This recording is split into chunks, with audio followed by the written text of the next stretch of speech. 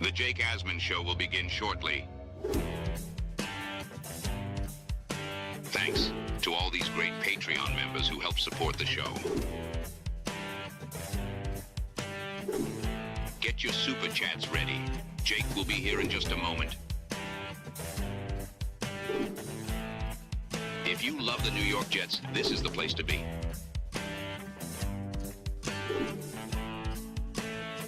And now, the Jake Asman Show. Dante Moore is staying in school. So what is the Jets' plan at quarterback going forward? We'll discuss that and much more. Harbaugh is coming to New York. He's just not going to be the Jet coach. We'll get into that. Matt O'Leary's our guest. Let's hit it and get it started. I let the organization down, and I let the players down, and that burns me. It really does. This season's on me, and we're going to work our ass off to get this shit exactly where it needs to be. A new chapter for the Jets has started. Aaron Glenn and Darren Muji are tasked with shaping the future of this franchise. Will they be the ones to finally get it right? We will be here for every step of the journey on the Jake Asman Show, breaking down all the storylines, every game, and everything in between. Please subscribe and hit the like button below. Super Chats, baby. Cut the line. The Jake Asman Show starts right now. Here we go, Jet fans. Welcome in, everybody. It is the Jake Asman Show presented by FanDuel Sportsbook. Click the like button. Make sure if you haven't, you are a subscriber to the channel. Big thank you to everyone who tuned in yesterday to our breaking news live stream that featured Oregon Ducks quarterback Dante Moore staying in school. So what do the Jets do now? We'll talk about that and much more with our guy, the married man himself, Matt O'Leary. Matt, a lot happening with the Jets, a lot happening with the other team in town, too, that I believe could impact the Jets. What's going on? Yeah, it's been a busy couple of weeks after the season ended and off-season mode in full swing, and ready to talk some Jets with you, my friend. We'll actually start with the Giants because it's such a big story, right? Harbaugh, the top coach on the market, he agrees to a deal with the Giants. He will be their next coach. What was your initial reaction when you saw that break last night? I think it's a really good hire for the New York Giants, right? Like they've kind of been spinning their wheels ever since they let go of Tom Coughlin. And I think for John Harbaugh, he's someone who's going to raise the floor for the Giants. And something else that I think is huge is it's been reported that he's going to bring Todd Monken along with him. And I think Todd Monken's one of the better offensive minds in football. So if you pair him up with your young quarterback, I think you're putting Jackson Dart in a really good position to have success going forward. So from the Giants perspective, I love it. I think it's a really good move for them to try to get their thing back on track. Totally agree. Look, the Giants were in a very similar spot that the Jets were in a year ago. And I was very big on you have to hire a coach with experience. These are not jobs for first timers. And as bad as the Giants have been, you know, the Jets have been even worse. The Giants made the playoffs in 2022. They made the playoffs in 2016. They obviously, won the Super Bowl the year that the Jets playoff drought started in 2011 that season. But they have been awful, and they've been a disaster. And they tried the first-time head coach thing a lot during this stretch post-Tom Coughlin. And they went out there and did the smart thing. They hired a proven coach who provides instant credibility and respectability. And then here we are as Jet fans a year ago going through the search. They didn't even interview Mike McCarthy. They didn't interview a lot of guys with previous head coaching experience. And here we are coming off now a 3-14 season. And it feels like the Giants are going to quickly figure this out and the Jets remain in the abyss. Yeah, and I mean, it was already a big job for Aaron Glenn going into 2026. And I think the pressure is tuned up even more now because, it was a horrible year one, and now your crosstown rival looks like they could be turning it around pretty quickly. You got to know that the owner is not going to love to see that. So it just turns up that pressure even more. Here's maybe a positive spin, Jet fans, and there's going to be a lot of pain involved in this because we still got to get through the 2026 season. It will bother Woody to no end that the Giants are now going to get all the attention, all the headlines, all the hype. You look at the way the Giants are covered in this town, even when they've been bad, versus the way the Jets are covered. It's like a lot of their reporters are like fanboys for the team, it feels like, oftentimes. I know that's a real criticism by some Jet fans.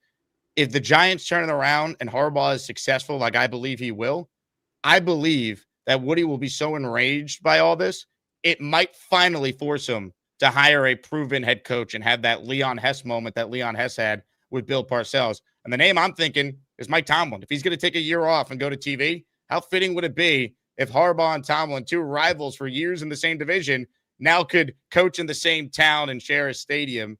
Perhaps that is the light at the end of the tunnel, Jet fans, that Woody will be so enraged by the Giants having some success. It will lead to him doing what it takes to get a legit coach, whether it be Tomlin or someone else. We know there's going to be options. And that's, of course, if Aaron Glenn doesn't turn it around. But you just brought it up. I mean, the odds of Aaron Glenn being the head coach in 2027, I hate to be this negative on January 15th, but I'd be stunned. So I just feel like at this point, maybe that's the light at the end of the tunnel. Giants turning it around, Woody being forced to act, because it will bother him to no end if the New York Giants are a good team next year. Yeah, and if it gets to that point where Aaron Glenn is going to be fired after year 2, I think Mike Tomlin's pretty high up on my list of candidates for all the reasons that we just laid out for the Giants. And look, with Mike Tomlin, it's not like he's a offensive mind. He's really kind of more of like that, the motivator and just the program builder kind of thing. But I would have more faith in him being able to build out a staff and get someone in here, especially with all those picks. And I think the biggest thing for a guy like Tomlin to entice them to come, I know, working for the Jets and Woody Johnson might, turn some people away, but money talks. I mean, Harbaugh's getting like 20 mil a year to be a head coach. That's a lot of money. And on top of that, they're going into the Jets. That is a draft with 3 first-round picks and what's supposed to be a good draft. And if Aaron Glenn's getting fired, at least one of them's probably a top 5 pick in next year's class.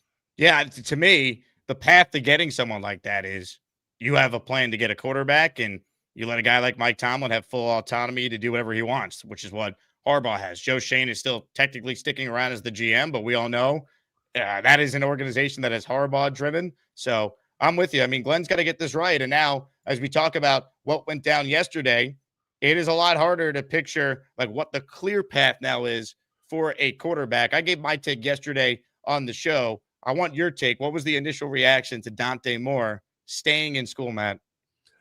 Yeah, I was a little disappointed. Not that I was the biggest Dante Moore fan, but I thought it gave the Jets more options in the draft where, maybe they don't like Dante Moore, another team does. They could move down a spot with Arizona, let's say, and pick up another second-round pick and still get a really good player.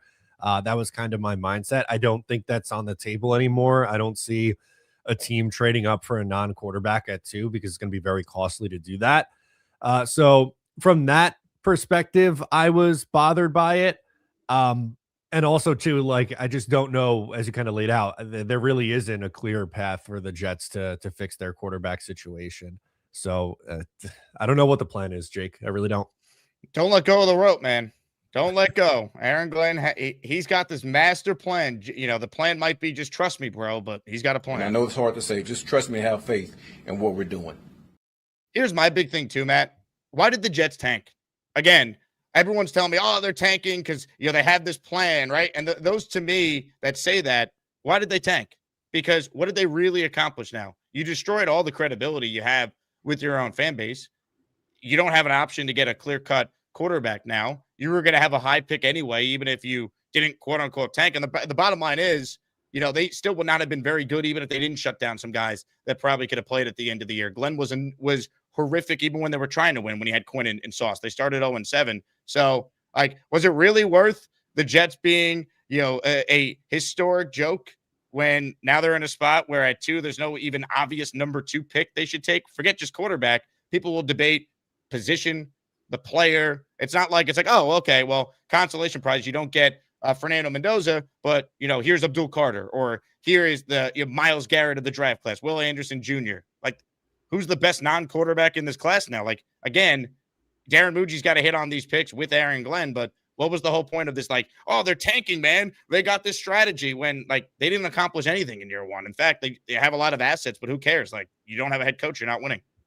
Yeah, and that's totally a fair way to look at it. I think, after the Sauce and Quinnen trade, that really set them up for more so, I think, in 2027 than it did in 2026, even though they picked up a first rounder in 2026 as well.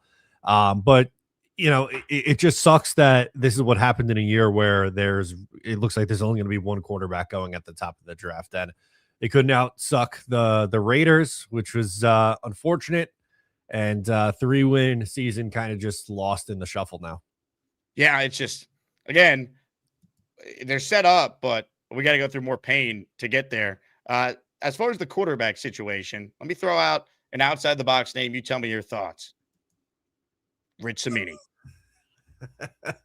I like it. All right, Rich, get back. It probably looked like Aaron Rodgers back there. I don't think he'd be very mobile. At least the Jets have a good offensive line, so they can protect him a little bit.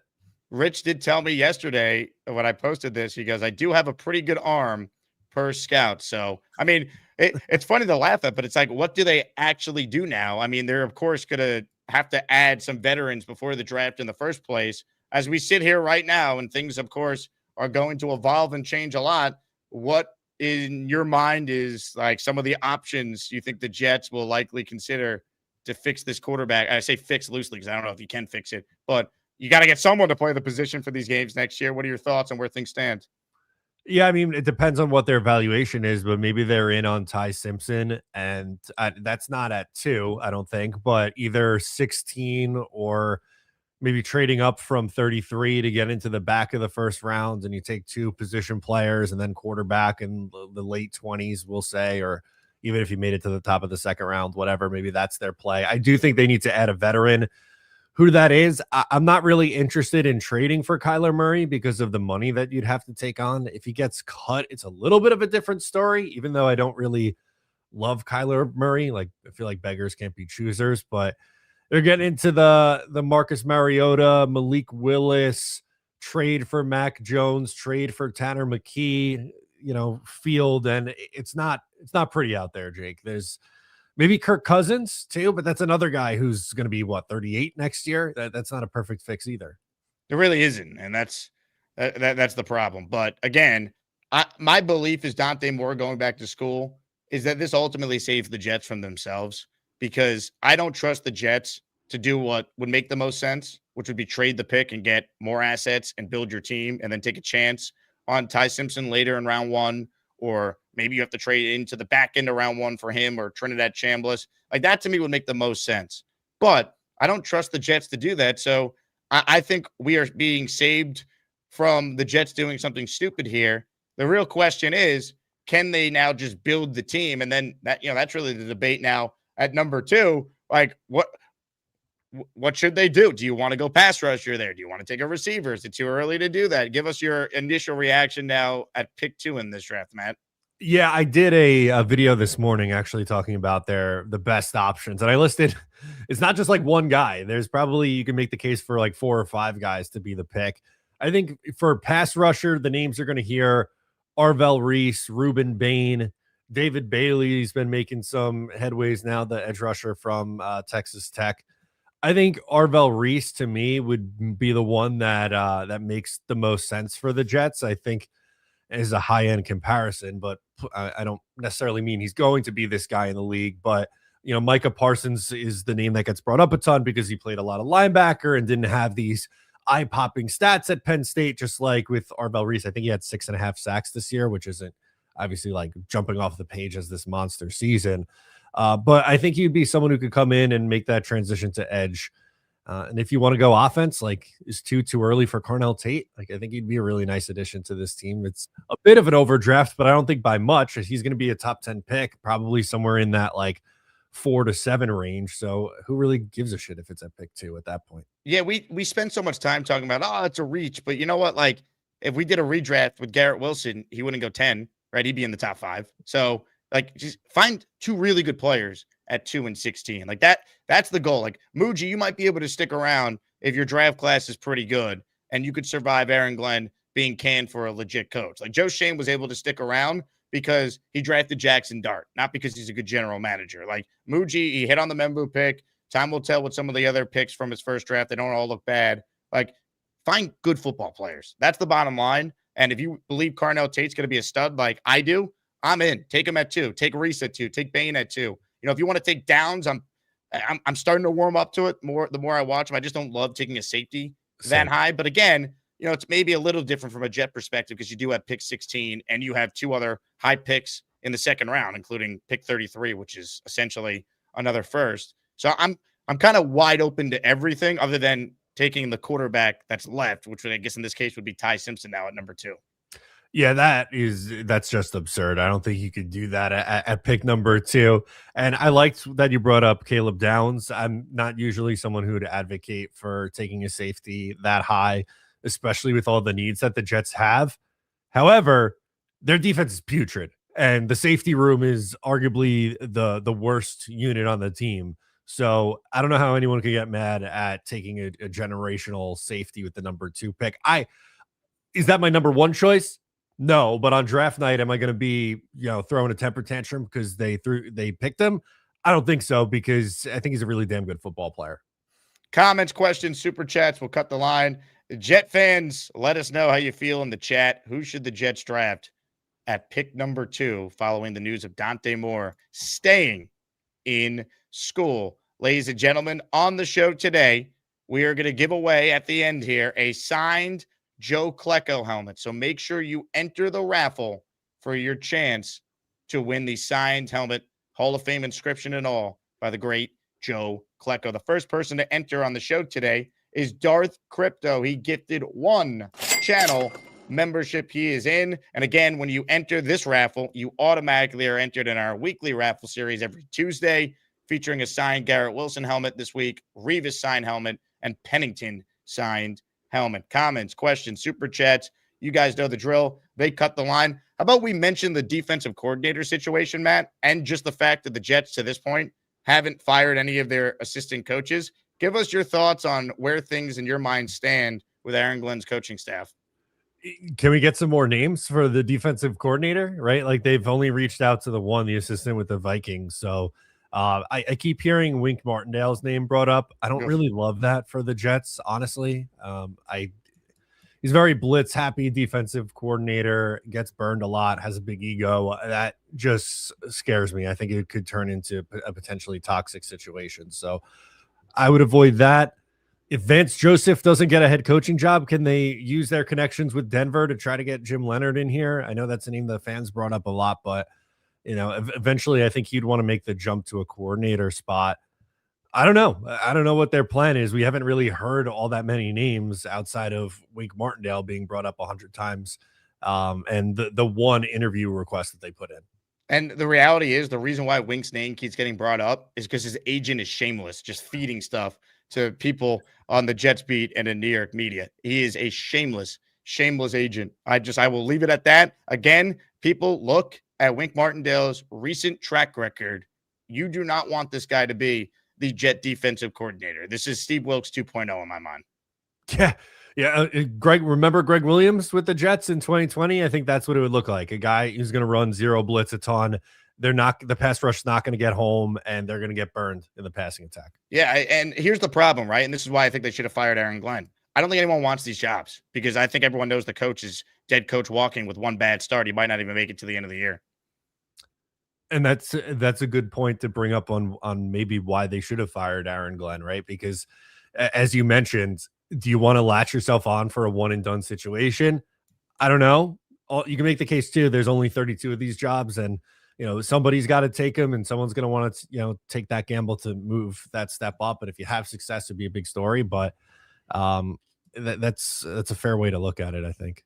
Comments, questions, super chats, cut the line. Jet fans, your thoughts on the DC search. We'll talk more about that, I'm sure, this week. We'll keep track of all the hirings for head coaches around the league because obviously those new head coaches are going to have to fill out their coaching staff. So you'd think one of the advantages the Jets would have would be to start requesting guys and start, getting ahead of some of these new coaches that are going to have to hire their staffs. But as of now, we only have 1 known requested interview. The Vikings pass game coordinator was requested last week, and then we know that Wink Martindale's agent is telling everyone that he's interested in the job, and there's mutual interest, apparently. Okay, sure, I'll play along.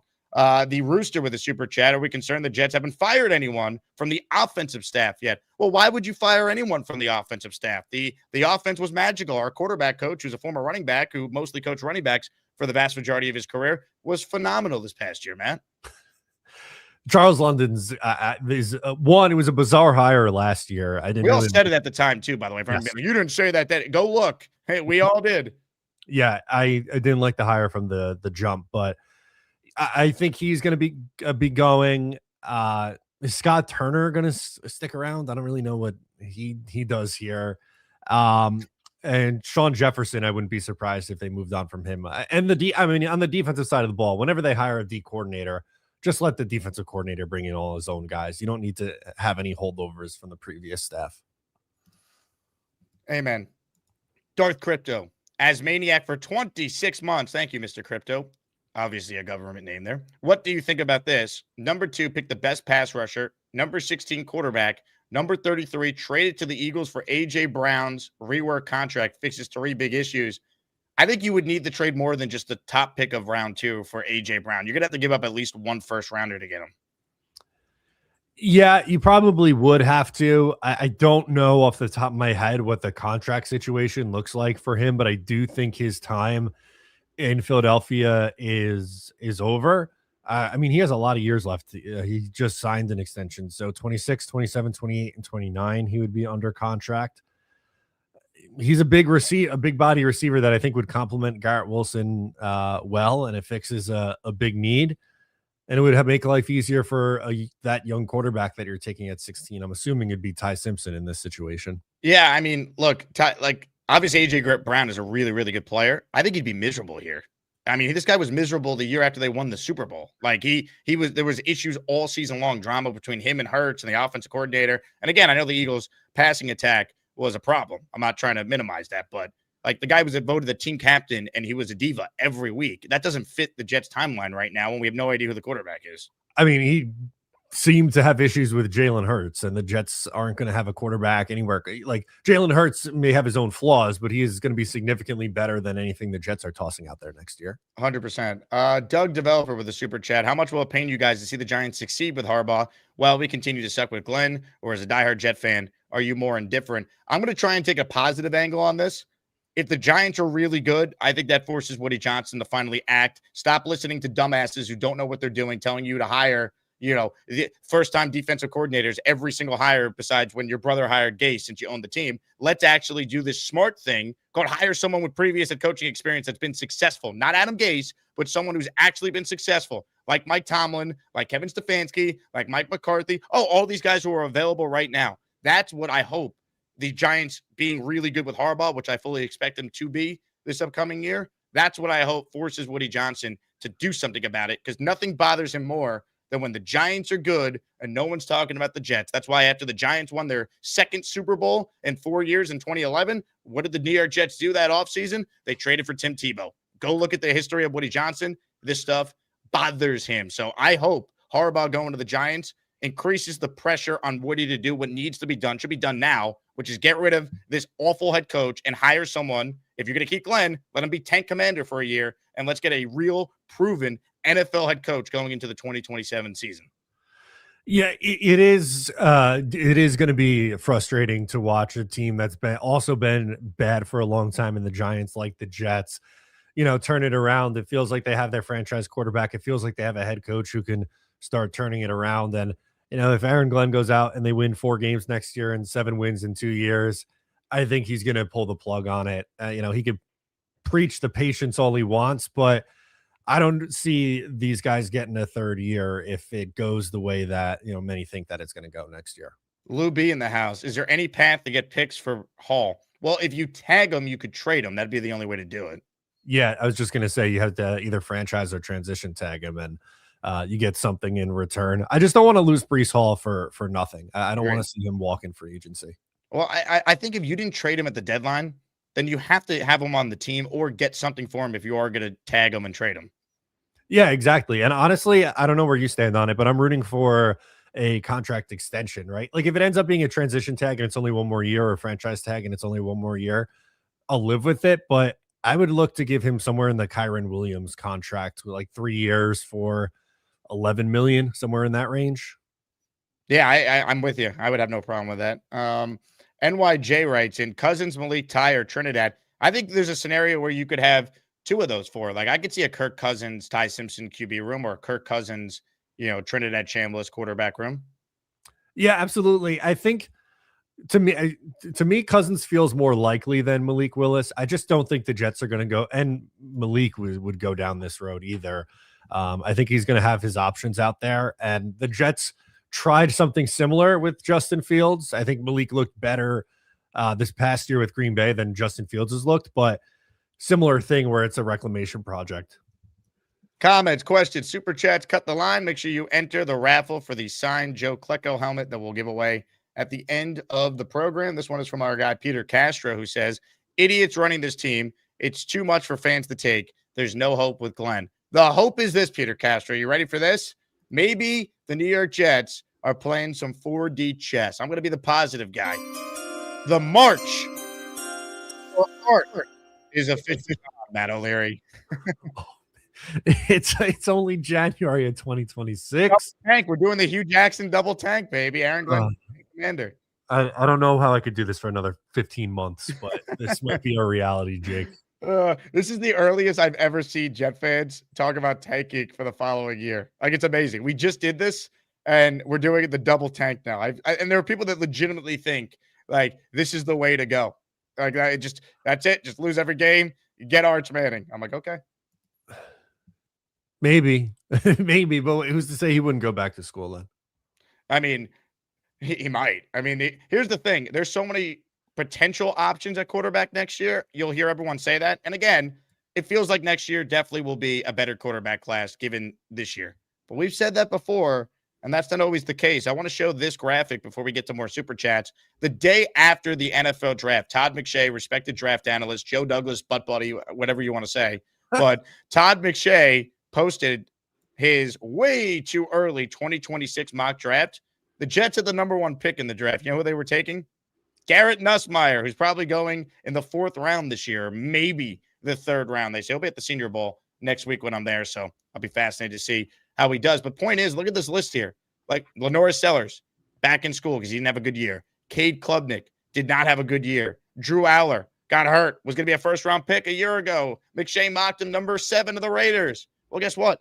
He's probably a 4th or 5th round pick now, right? So you just look at, like, everyone saying, next year's going to be better. And it probably will be. And the Jets do have 3 ones to equip themselves to get a quarterback. But I'm not going to just say, we'll just punt on quarterback completely, this draft. If you like Ty Simpson and you want to take him, you could take him. Don't do it at 2, though. Like, you now can navigate the draft board and get good players. And if there's a scenario where you could get Simpson or Trinidad or take, a day 2 swing on, one of the other names we haven't talked about, Beck, Aller, Nussmeier, whoever, like, okay, like I'll listen to that strategy because you just never know how a year from now the draft is going to play itself out.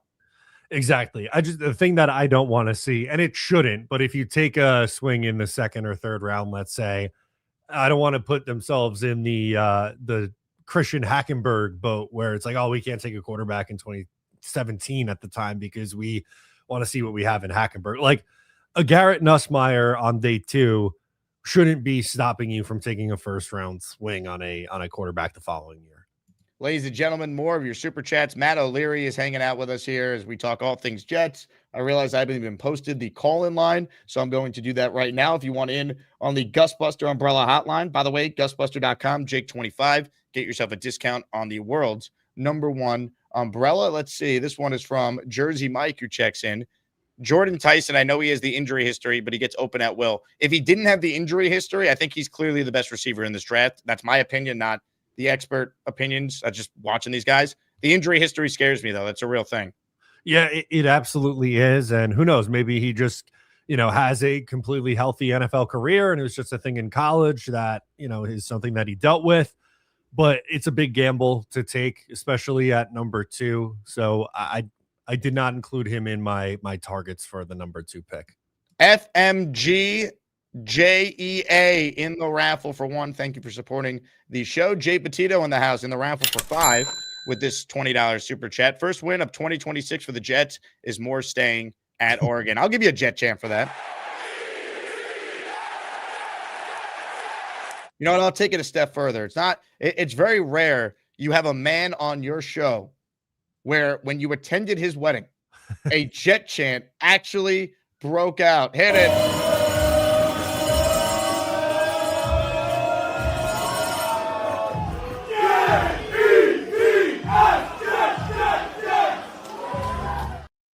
Yeah. If you were getting married, at the same timeline a year from now, I think the Jet chant would have been fire Aaron Glenn instead. Yeah, probably. You're probably right. Yeah. Swamp Ranger says, let Brady cook 2026. I'll tell you what, that's what Bailey Zappi's role is for. The Jets, again, they're playing the 4D chess. They're ready for this march for Arch, the likes of which we've never seen before. I don't know how I'm going to do it. I know I said it already, but this is crazy early. The playoffs are still going on. We haven't even got to the divisional round yet. The march for Arch, baby. Get ready. Make the Jets cool again in the raffle for 5. Mike Tomlin could be the Jets coach in 2027 if he takes a year off.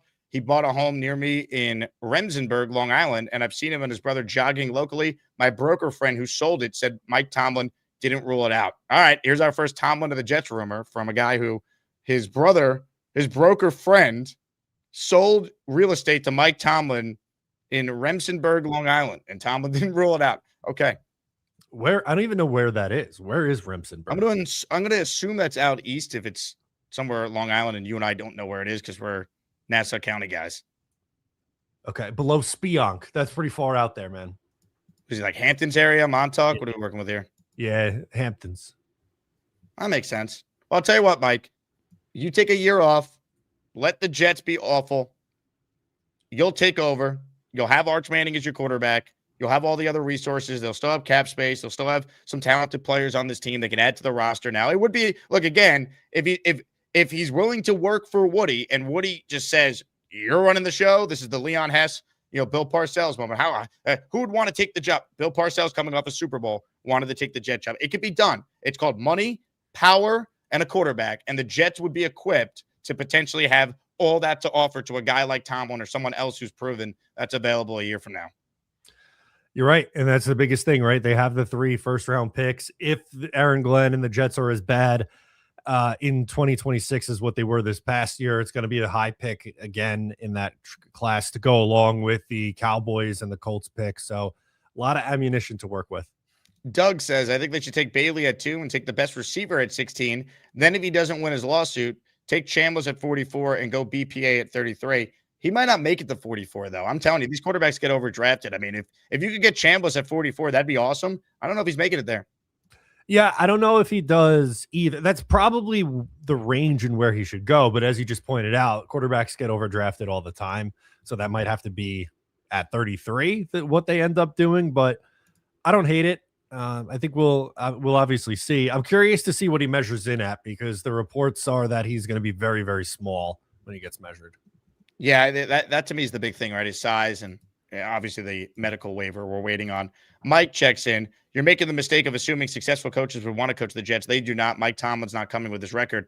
Okay, I'll tell you what, Mike, you could say that, but if not Tomlin, there's other people who are qualified that would take this job. Again, there's 9 openings in the league right now. Those 9 openings, in all likelihood, won't be available a year from now. A lot of the, quote, successful teams aren't going to fire their coaches a year from now. So the Jets, with their cap space, current roster with some key pieces, especially the tackles and Garrett Wilson, and the fact that they're about to add an elite rusher maybe at 2 or an elite player, whoever it is at 2. They have 4 picks total this year in the top 44. This could be an attractive job. Woody's the big issue, but again, successful coaches want power and money. Woody could offer both. Saleh was the top candidate on the market when they hired him. Bowles was one of the top candidates on the market when they hired him. It's still one of 32. It's in New York. And if you're the guy that fixes the Jets, you're going to the Hall of Fame. Like, that's the level of magnitude it would be for someone. So, again, I get it. Who'd want to work for the Jets? Someone will. And the guy who gets this team to actually be back on track and respectable, that guy is immortal in New York for the rest of their time. That's how this goes. Yeah. No, you're 100% right. And, like you mentioned with Parcells earlier, he had already essentially a Hall of Fame career, right? Won a couple Super Bowls with the Giants, got to another one with the Patriots, and then, comes to the Jets and turns them from a laughing stock. They were horrible before he got here. They were just as bad, if not worse, than what the Jets are right now. So I don't know. Don't rule it out.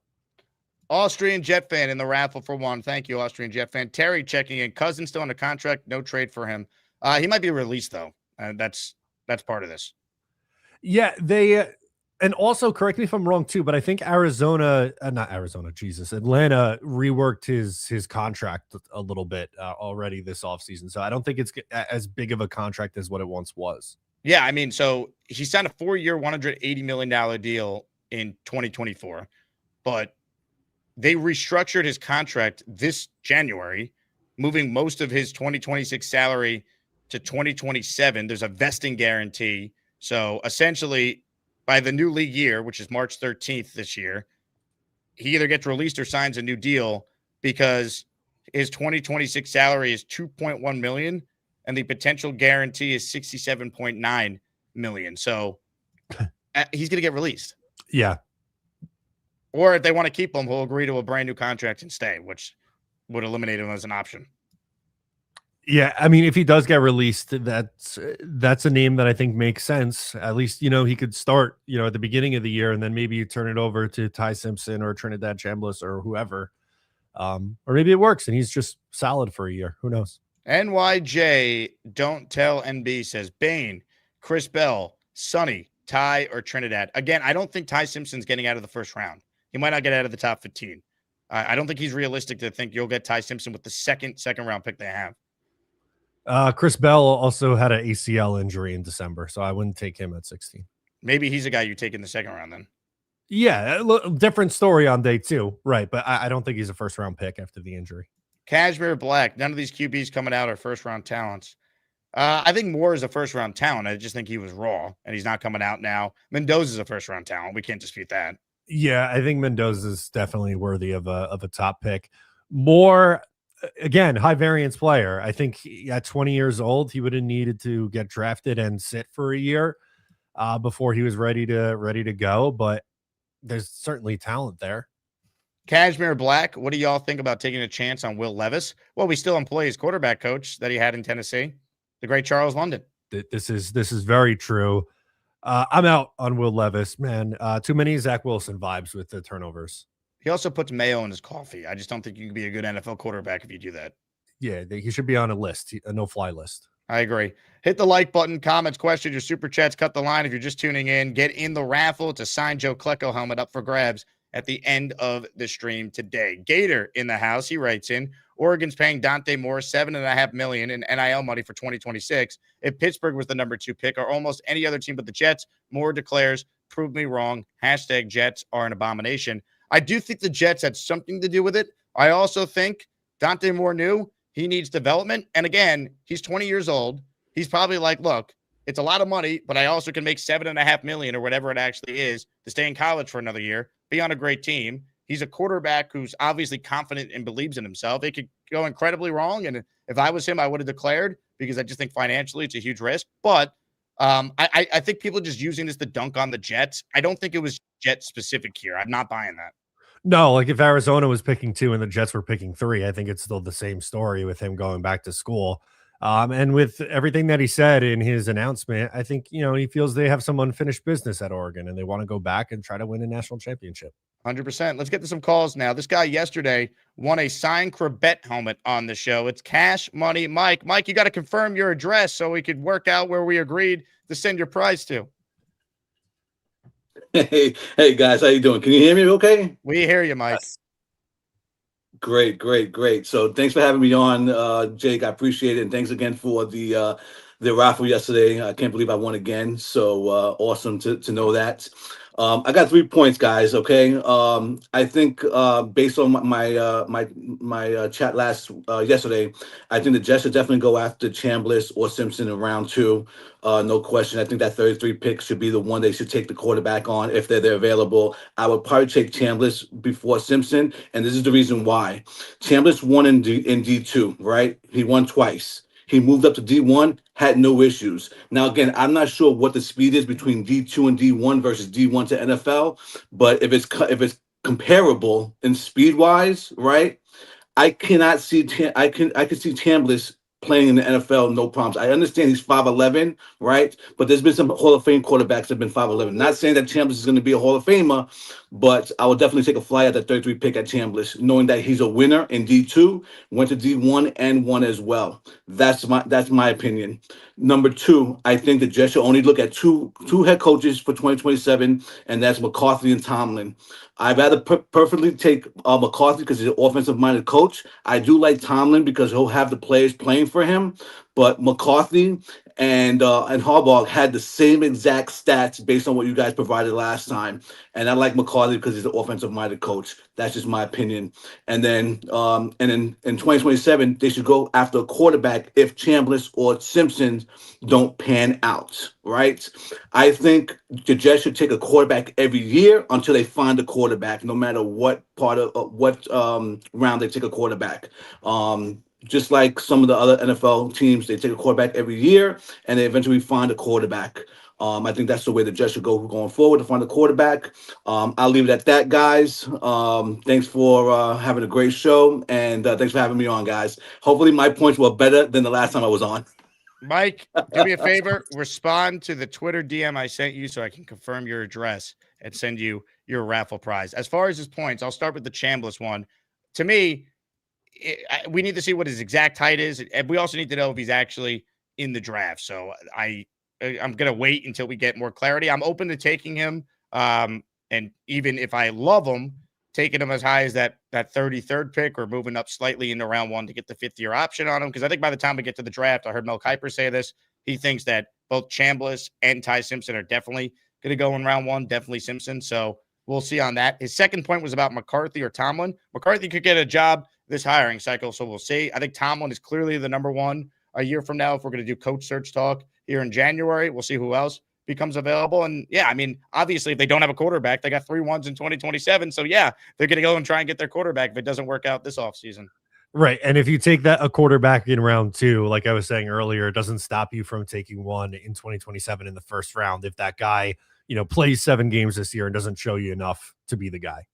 100%. So look, time will tell, but yeah, I mean, it's just unreal. Let's see. Doug with a super chat. Tide started just 15 games. At least he was a captain.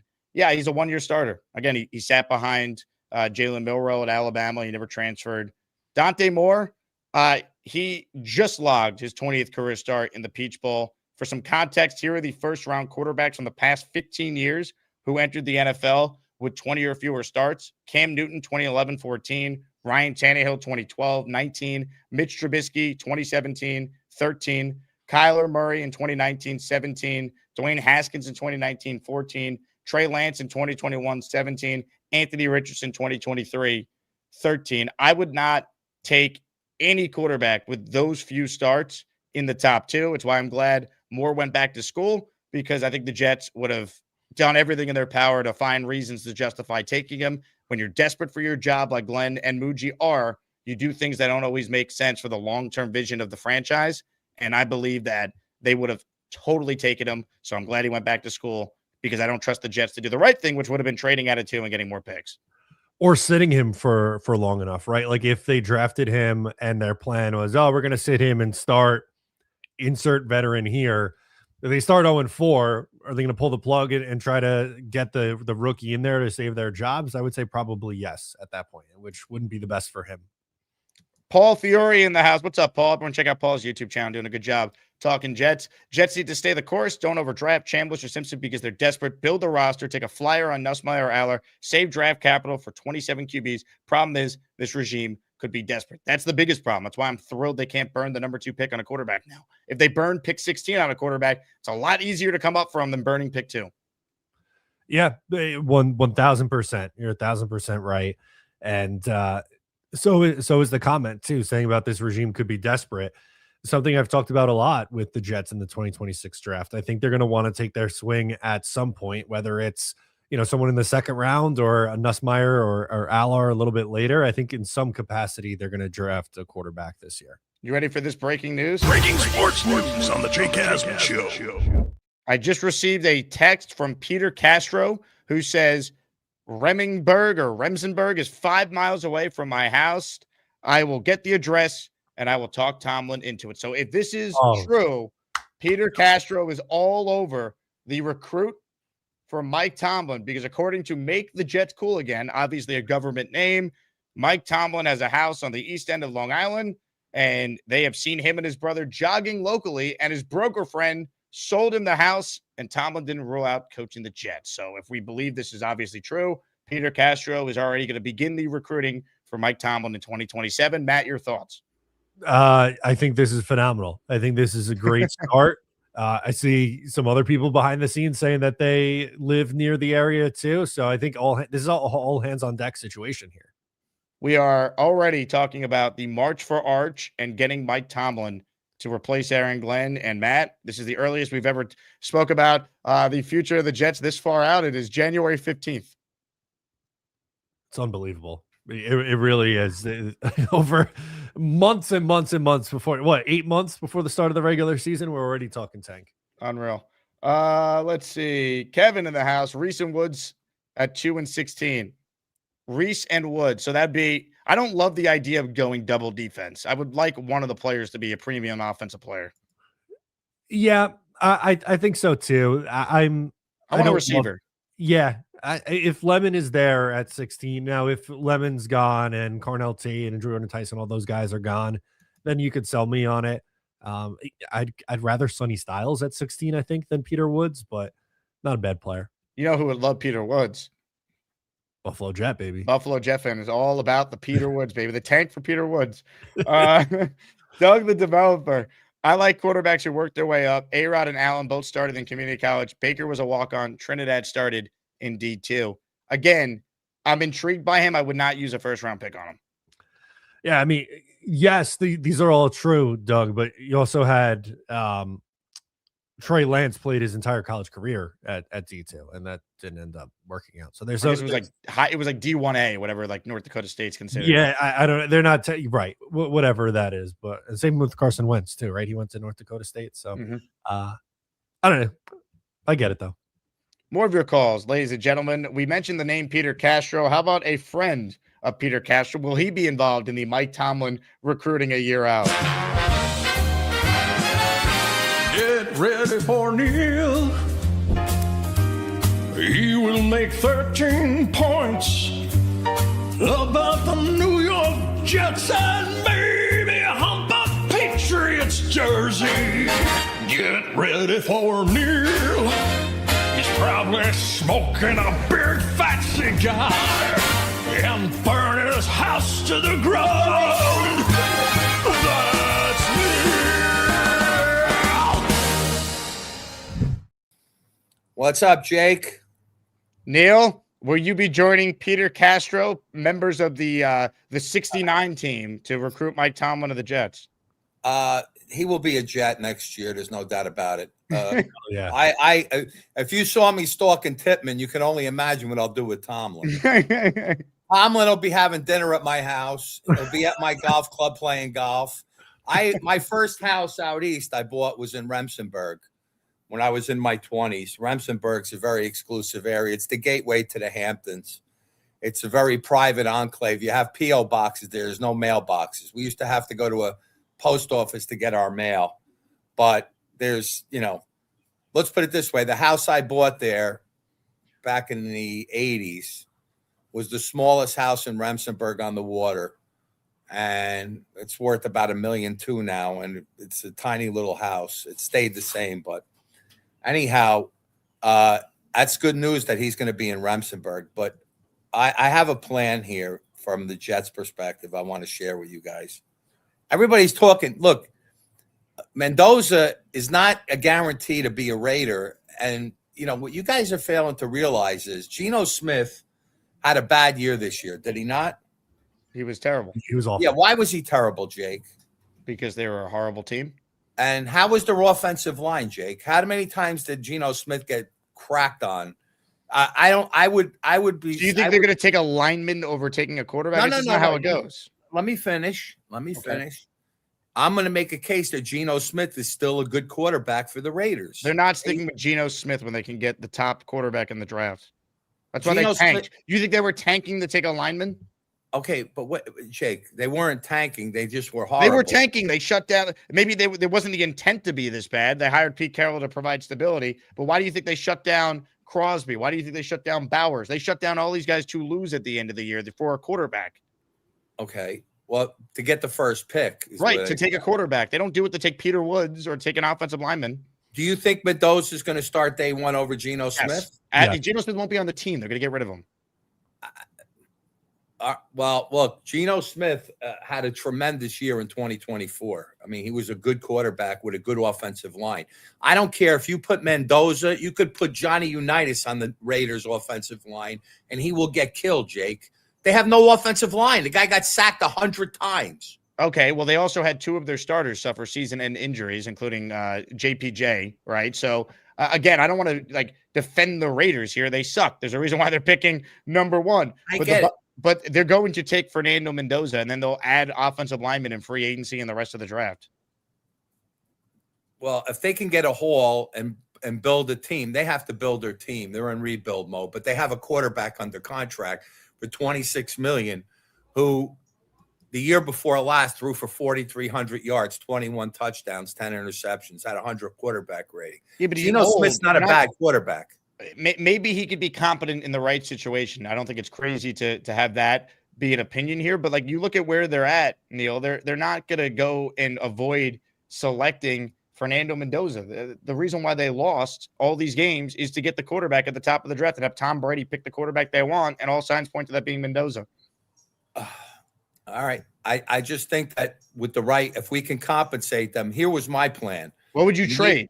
What do you want to give up to move at one spot? Okay, here's what I want. I want to pay Kyler Murray $36 million and take him off the Cardinals' hands for a couple of draft picks, okay? They'll give us a draft pick because the only other 2 teams that want Kyler Murray are Minnesota and Pittsburgh. Pittsburgh is not going to have a new coach come in and take a shot with Kyler Murray because if he fails, that's a big, big black eye. As far as we're concerned, if you line up every bridge quarterback that we could possibly take next year to win games, is there anybody matter or take that's better than Kyle Murray? Give me a name. You could argue Cousins might be better. I don't know, Matt. Who do you think is better than Kyle Murray? Not at the age he's at. It's Kyler, first off. And Kyler. And he was last year. Kyler Murray was terrible last year, Neil. Cousins outplayed him. He got benched. I get it, but he's 26 years old. Kirk Cousins is not. What are they winning with Kyler Murray, though, with Aaron Glenn remaining the head coach? That's a here's how I see it.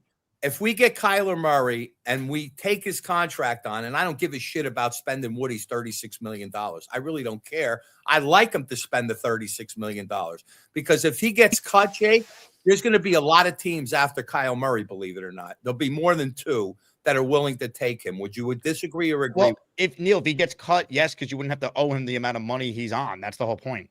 Right, but there's going to be more teams that want him at that point. If we lock him in and get what, but is it far-fetched to think that by taking his salary, we will get draft compensation from the Cardinals? Do you think that's a possibility? They should. It's 42.5 if they were to take it on. Okay, so my point is this. The Cardinals will give us draft capital for the $42 million they're going to save by not paying Kyler Murray. Would you agree with that? But what do you think they're going to give draft capital-wise? They're not going to give you the 3rd overall pick in the draft. No, but if they give us a 2nd rounder and a 4th rounder or say 2 draft picks. Okay. Now we take those 2 draft picks, take our number 1 and number 1 next year and move up and take Mendoza. That's my plan.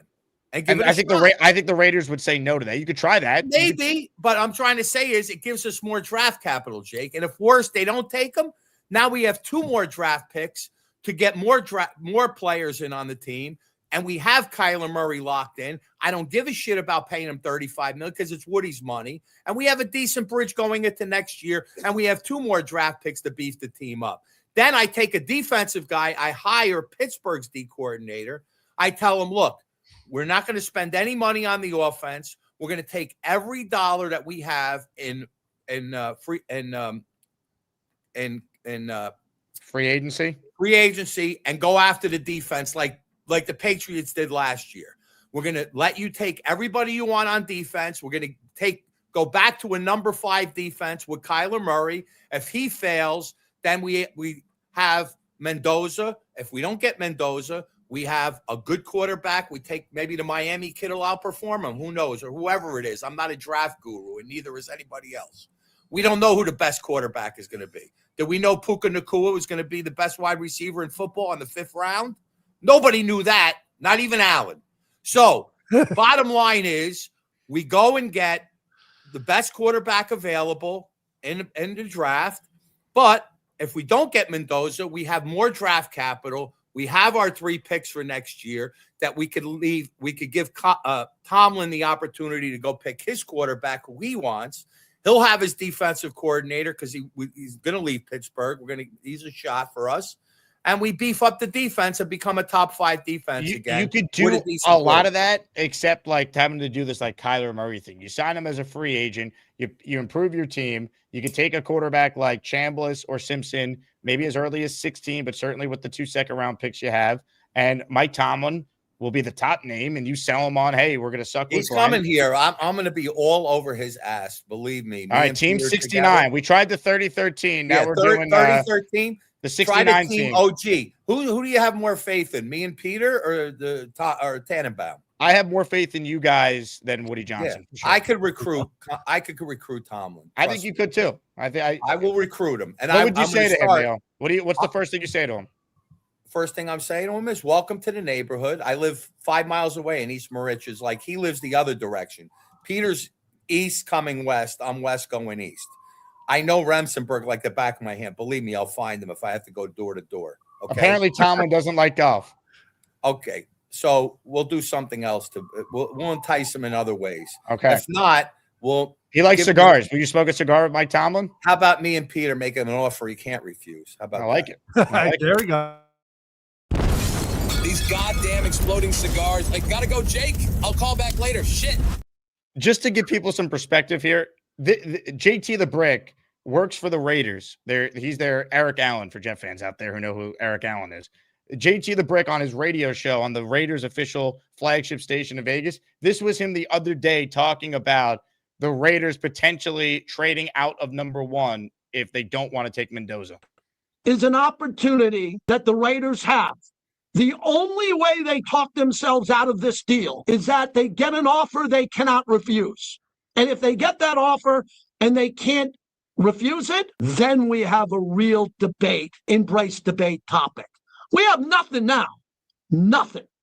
But what the topic will be is if they draft day, or draft week, we find out that the Jets are offering 4 first-round picks, 3 or a player, and the Raiders go from 1 to 2. They don't go from 1 to 16. They go from 1 to 2. So they're going to get the second best player in the draft. They might even get Dante Moore, plus have 3 more first-round picks. And then the debate begins. That's the debate. 4 first-round picks or 3 in a player. Matt, would you do that? No, not 4 to move up the 1 spot. I don't think that's feasible for the Jets to do. Again, Fernando Mendoza is going number 1, people. The dream is dead. Accept it. You'll feel a lot better. Oh, man. First State Jet says, weapons edge, rinse and repeat. Lou B in the house. I will park a mobile billboard truck at Remsenburg Starbucks. I'm not kidding. Save the Jets, Tomlin. This is going to be some year we're about to go through here. Poor Mike Tomlin has no idea what he's in for. The fact that we know he's going to be in Remsenburg, look out. We're going to have a plan. We'll get him here by, next week. Don't take the year off, Mike. We got other ideas for you. Ralph C says giving Kyler Murray $35 million is batshit crazy. It would be, because then you wouldn't be able to spend the money elsewhere and add to your team. You can get them for a lot less. I don't subscribe to this like you're going to trade for Kyler Murray and get picks. How often does that actually happen? The only time I can think of it is the Brock Osweiler situation years ago. Correct. That's the only other good example, and it was like, I think a 2nd and a 6th for a 4th or something along those lines. It was a bunch of mid round picks that they were able to get. It makes no sense for the Jets to give up an asset for Kyler Murray in a trade and then have to pay him $42.5 million. Doesn't make sense. Yep, I'm right there with you. JC2 says draft 2 offensive weapons, sign a quarterback that will have Hall, Wilson, and O-line, 2 new offensive weapons that will help make a difference. For sure. I mean, if you got Cousins, let's say, and you made improvements elsewhere, you're going to be better. I think our ceiling is tapped with this head coach. I don't think any moves they make this offseason could upgrade the roster enough where this level of coaching that we saw is good enough for the Jets to even, start the year 6-6 through the first 12 games. Yeah. And it's going to be up to the coaching staff to see how far they would be able to get that roster. Because I think they will have a better roster than what they did this past year. But we don't know. It's still a major unknown, and signs aren't looking good for Aaron Glenn right now. Super chat from Mike, who says Jet fans are going to force Tomlin to move to Wyoming and never coach the Jets. No. We're standing our best people on this one. All right. You thought the 33rd team was great, Jet fans? Well, how about the 69th team? Castro, Neal, Mike Tomlin, 2026. Gotta love it. What do we have here? Let's do one more call with Matt, and then we will let him run, and I'll stay on for everyone else. Let's say hello to Doc Jet fan, who's next today. What's up, Doc? Morning, guys. How are you? Good. What's going on? So, what I gleaned from yesterday's events was that tanking is absolutely a losing strategy, no matter what year you do it, no matter what team you do it with. There's just too many external factors involved, whether it's Dante Moore going back to Oregon, whether it's Peyton Manning going back to Tennessee, whether it's the Jets punter tackling a random Rams punt returner and costing us the Trevor Lawrence sweepstakes. To your point before, for every argument you could make about who you're going to draft between 2 and 10, let's say, you say David Bailey, I could say Avril Reese, you say Reuben Baines, I can say Peter Woods. It's a losing strategy. And you pointed out that you lose the fans, you lose credibility. What about the guys making a living doing this? Yeah. Say you're Breece Hall, right? And you know that on your next cut, on your next play, you can tear an Achilles and ACL. Your career could be basically in the trash. And you're in front of microphones telling people that Brady Cook gives you your best chance to win. Why should I put out for a coach like that?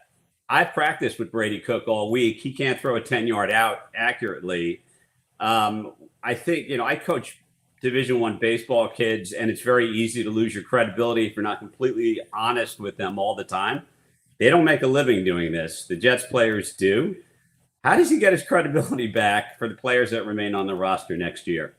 The only way he does it is if they get off to a good start, because I think this spirals and gets incredibly toxic, Doc, if they start 1-5, which right now I have no reason to think, given their schedule, given what we have seen, given the lack of just pure, bona fide options at quarterback, I'm anticipating that. So I think you're spot on.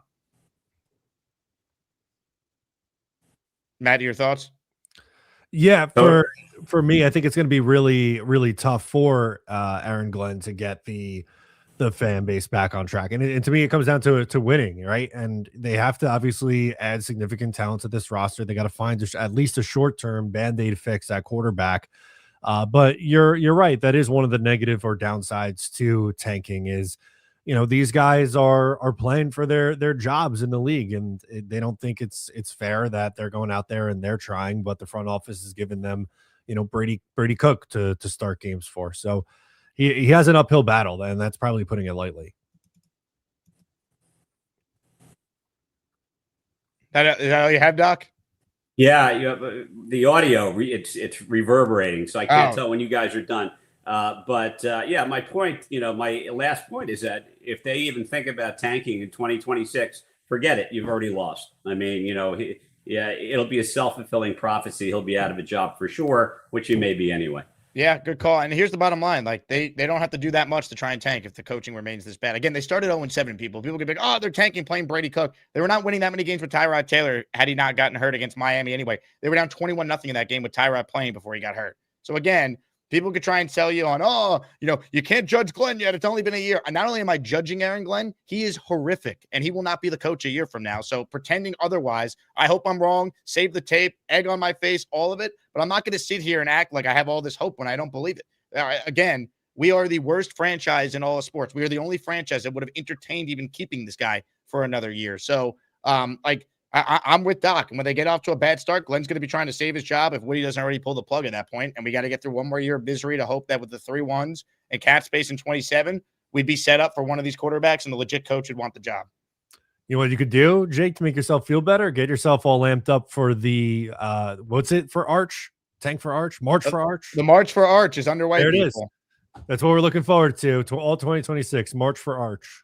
Matt, you're the man. It's going to be a ridiculous year of doing content about this team. I can't wait. I love it. Jake, thank you for having me as always, my friend. Ladies and gentlemen, it's our guy, the great Matt O'Leary. Who wanna fly with them Jets? We need to know which defensive coordinator wants to do that. We're still waiting on that one. Unreal. Klecko, helmet, signed by the man himself, up for grabs at the end of the show today. A couple super chats here. This one is from Enrico. He says, I think we're all wrong. AG will be that horrible girlfriend your buddy refuses to break up with, and you have to suffer through. AG equals Woody's subcubus. I don't know that word. I'm not smart enough. I don't think so. I think if they go 5-12, he's gone. I mean, they won 3 games this year, people. And reportedly, Woody was pissed with how it looked down the stretch. He already fired Wilkes. He burnt up that one. The fact that we're concerned with Aaron Glenn, a defensive coach, being able to get someone to be his DC and that hire being as important as it is, haven't we already lost already? Again, if we're all this concerned about the defensive coordinator hire when we have a defensive-minded coach, haven't we already lost? We were never worried about this with Saleh. And Saleh wasn't a good head coach, but he could coach the hell out of defense, hire a good defensive staff. Again, the fact that the DC hire can make or break Aaron Glenn after a year tells you all you need to know about where we're at.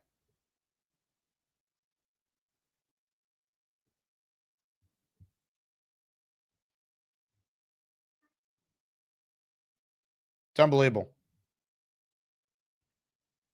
NJ Lawrence says, Glenn knows he can't have a mulligan next year. The tank for a quarterback. Woody may buy it, but he won't sell ticket one. Glenn is rigid and arrogant as any loser is.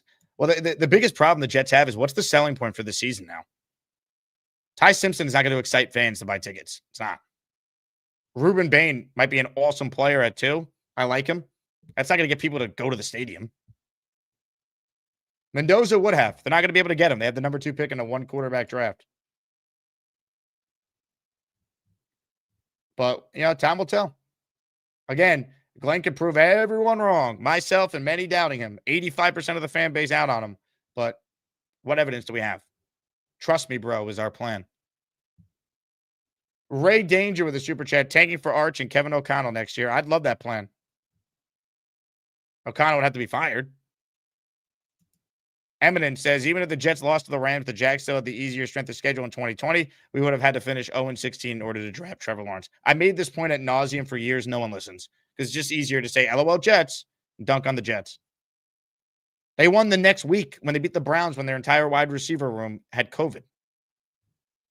Again, Gase was a better coach than Glenn until proven otherwise. Which is sad because anyone who was around for the Adam Gase years on the show. Well, I didn't even have a show then. I would just post radio. Adam Gase was actually the genesis for the Jake Asman show on YouTube becoming a thing. I'd hammer him on radio on SB Nation and post the segments, and the Jet segments always got more views than like any other topic I'd post about on this channel. So I'm like, let me just do a Jet show.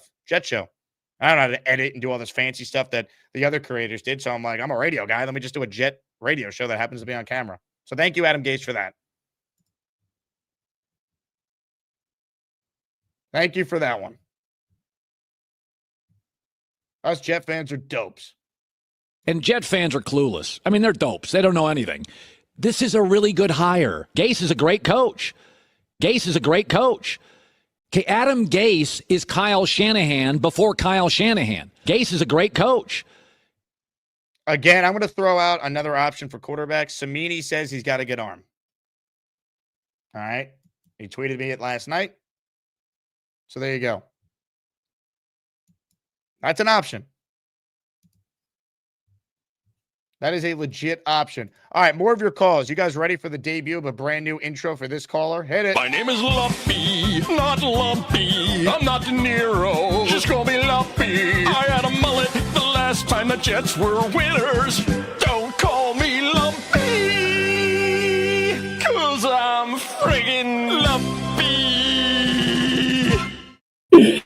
That's classic. Thank you, Gator. That is hysterical. It's true. Last time they won. Oh, that's too funny. I just want to thank the New York Giants for taking the headlines with Harbaugh, because you know what the narrative would have been today. Moore, opts out, goes back to college because the Jets are a horrible organization and they were going to take him. I didn't want to hear that all day. So thank you for the Giants, to get that off of our ears. We didn't need that like a hole in the head. With that being said, Moore did us a favor because, they would have latched on to Moore, and that would have been the hope to keep Glenn for another year, and we'd be missing out on Tomlin. Because you can see the path now, Jay. We can actually have a coach, because, this season, we don't have a quarterback. They need to get Cousins or somebody like that to ride it out the year to at least make it entertaining, something like that. I do want to see us load up anyway with this draft and make our team better, make a better team, make it more attractive for someone to come like a Tomlin next year. I look at that guy Bain, looks like a beast. That'd be something entertaining to watch. Wide receiver, maybe too, in the second pick, and then maybe look at the quarterback. I really not happy with the quarterbacks that are there. I think we just ride it out the year. There is nobody out there, really. I mean, the Kyler Murray thing, I think, is a joke. The guy doesn't study the book, they're saying. He's just, he's undersized. I mean, they benched him this year. You got to go for somebody like a Cousins. I mean, there's really thin to none between what we're going to be doing this year at quarterback. And even if we do get somebody, let's say at the 33rd pick or whatever, or the 16th even, he's still going to be a developmental guy. I mean, you're not going to start him right away. So we got to have somebody to start. I mean, Willis is a pipe dream. I'd like to see Malik Willis, but I don't think that's happening. I mean, where do you think we're going with a quarterback there, Jake? I think you mentioned two of the possibilities, right? I think Willis is a possibility. I don't think he'd pick the Jets. Are there other options? Yeah. I think Cousins, if available, and I do tend to think he would be with a new regime kind of coming in there. He's someone I would especially be intrigued by because I think he's a good pro, a good vet. And I think they might re-sign Tyrod. So you might have like Cousins, Tyrod, and a rookie as like the quarterback room for the year. Yeah, his fire too. Cousins got a fiery attitude. He's a veteran. He's been around. He can actually teach some of these younger people because we're going to get an influx of rookies coming in with all these picks we have. So we need some veteran leadership, like I said yesterday, into the building. I mean, we got to do that on the defensive side of the ball as well with this cap space we have. So we got to bring in some serious veterans in here to help us build our team and make it look attractive for Mr. Tomlin, who's 25 minutes away from me apparently. So we have recruiting to do over the next year. I'll send him some Uncle Giuseppe's. I got to find his address out. Give him some nice food. I love it. Lumpy, you're the man. Thank you. My name is Lumpy, not Lumpy. I'm not De Niro. Just call me Lumpy. I had a mullet the last time the Jets were winners. Don't call me Lumpy, 'cause I'm friggin' Lumpy. Outstanding. Gator, well done. Well done. We'll get to more of your super chats. Appreciate everyone who tuned in today. Thanks for watching the show. We commiserate about this football team altogether. But again, I think yesterday was a good day for the Jets. Now, the Harbaugh thing aside, I think puts pressure on Woody to wake up when inevitably this upcoming year is a nightmare. But we could build the team for the next coach. That's how I'm treating the offseason. We have a plethora of picks to get this shit right. 2, 16, 33, and 44. 3 picks in the top 33 and 4 in the top 45. That is not nothing. We have $100 million in free agent spending. Build the team. And if the coach sucks, you can replace the coach. So while it might be tough for another year, probably will be, Jet fans, let's be honest. The march for Arch and any of these other quarterbacks, there's at least some hope. There's a litany of guys next year that we could be in play for. And again, I'll be the first to tell you, next year's not always better. We say that every year. But I do think it's likely to be better. There's just too many more options. So that's how I'm looking at it. We will get to more of your calls. But first, a short break. We come right back and we get to them next right here. It's the Jake Asman Show live on YouTube. Like the video, subscribe to the channel, and make sure you enter the Joe Klecko helmet raffle coming up. Ladies and gentlemen, the great Robert C. is on the line. Hey, Robert, did you brush your hair with a vacuum? It just puffs up like they say. Your hair looks amazing. Yeah, we got the house remodeled. It's all different. The walls got painted. Whoa, living on a prayer. They asked me to sing Living on a Prayer. Take my hand, we'll make it, I swear. Okay. Bravo, Robert C. That was a tremendous call. Robert C. has called back in. Hey, Robert. Hi, Jake. I'm decorating my house, and I haven't been able to call in a while. I just wanted to say hi because it's been too long, calling in. But the house, I'll show you my house. Where's Tammy, Robert? I don't know. Tammy, say hi. Yeah. You want to sing more Bon Jovi for us? I don't know. Yeah, halfway there. Sorry, I didn't write much material because I just threw this together. Thank you for the call, Robert. Hi. Thank you very much. Robert C. called it twice. What a show. Gator, man. Try explaining the show to someone who doesn't watch the show. Kyle says the fact that Gator has so many wigs laying around his house is awesome.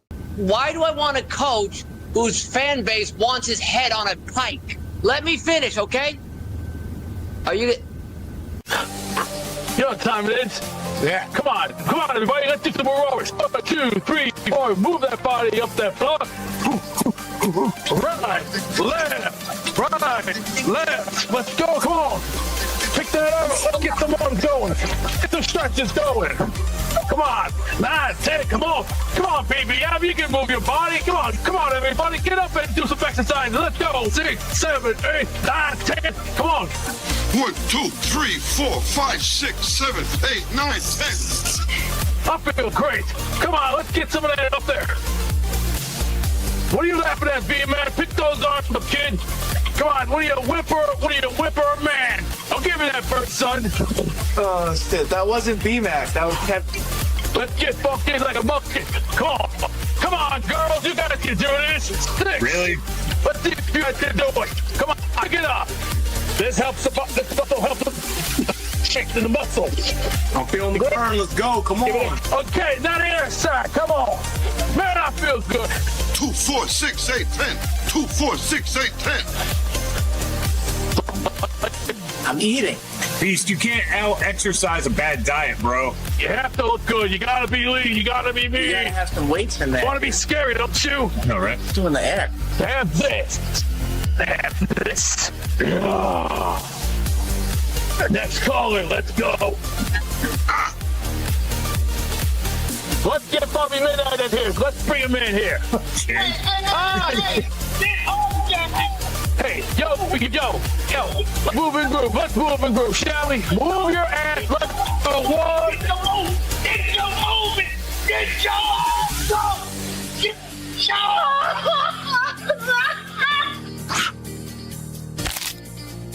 Great job, Beast. Way to inspire people to get healthy on a Saturday. And this is my nanny. And I know it's hard to say. Just trust me and have faith in what we're doing. Coach, trust me, bro, remains. John Harbaugh goes to the New York Giants. I think Rich Cimini should be our next quarterback. I'll say it all off season. I stand by it. Comments, questions, super chats. They cut the line. Hope everyone's doing well. Just took a huge Renzel. That D-bag. Are you out there in the chat, Renzel? You give the man tickets to a Jets game, and he turns around and calls you racist because you're critical of a god-awful 3-14 coach. Funny how that works. Anyway, Mike Tomlin, 2027. Who's ready? We got the 69th team working on it. Neil Castro. Will this next caller join the 69th team to try and recruit Mike Tomlin 1 year from now? Ladies and gentlemen, it's time. The only thing worse than the New York Jets is cheap-ass shoes and head coach blues. At least we got Muji and some first-round picks. Jake, my brother, I'm trying to get hype. But this team sucks, and Joe Bonesy needs me to sell new flippers to this fat dumpster fire. Jake, my brother. Mr. Bonesy. What's up, brother? All is well. You know, the Jets are the Jets, and we move forward. Right? You just got to watch greatness from afar. Build the team, baby. We're building the team for the next coach. That's the motto this offseason. Yep. You know, watching the Giants get Harbaugh, it hurts, man. I'm one of the Jet guys who hates the Giants because all of my really good homies back in the day, when we were in our Rex Ryan glory, I was brash, I was confident, and I was bad to deal with. And then they still got 2 championships during that time. So I've been hating, me and my best friends who are Giants fans have been going at it for a while. And now, well, you know what really hurts, Bones? They had the What? first one in 07, right? And then we bring in Rex in 09. We have the runs to the championship game. We're thinking, hey, this is the start of the Jets being good year over year. And immediately after the Jets lose the second straight title game, the Giants, as a 9-17 the following year, win the Super Bowl. And it's just like the run the Jets had ended. And then the Giants were Super Bowl champs a year after the run ended.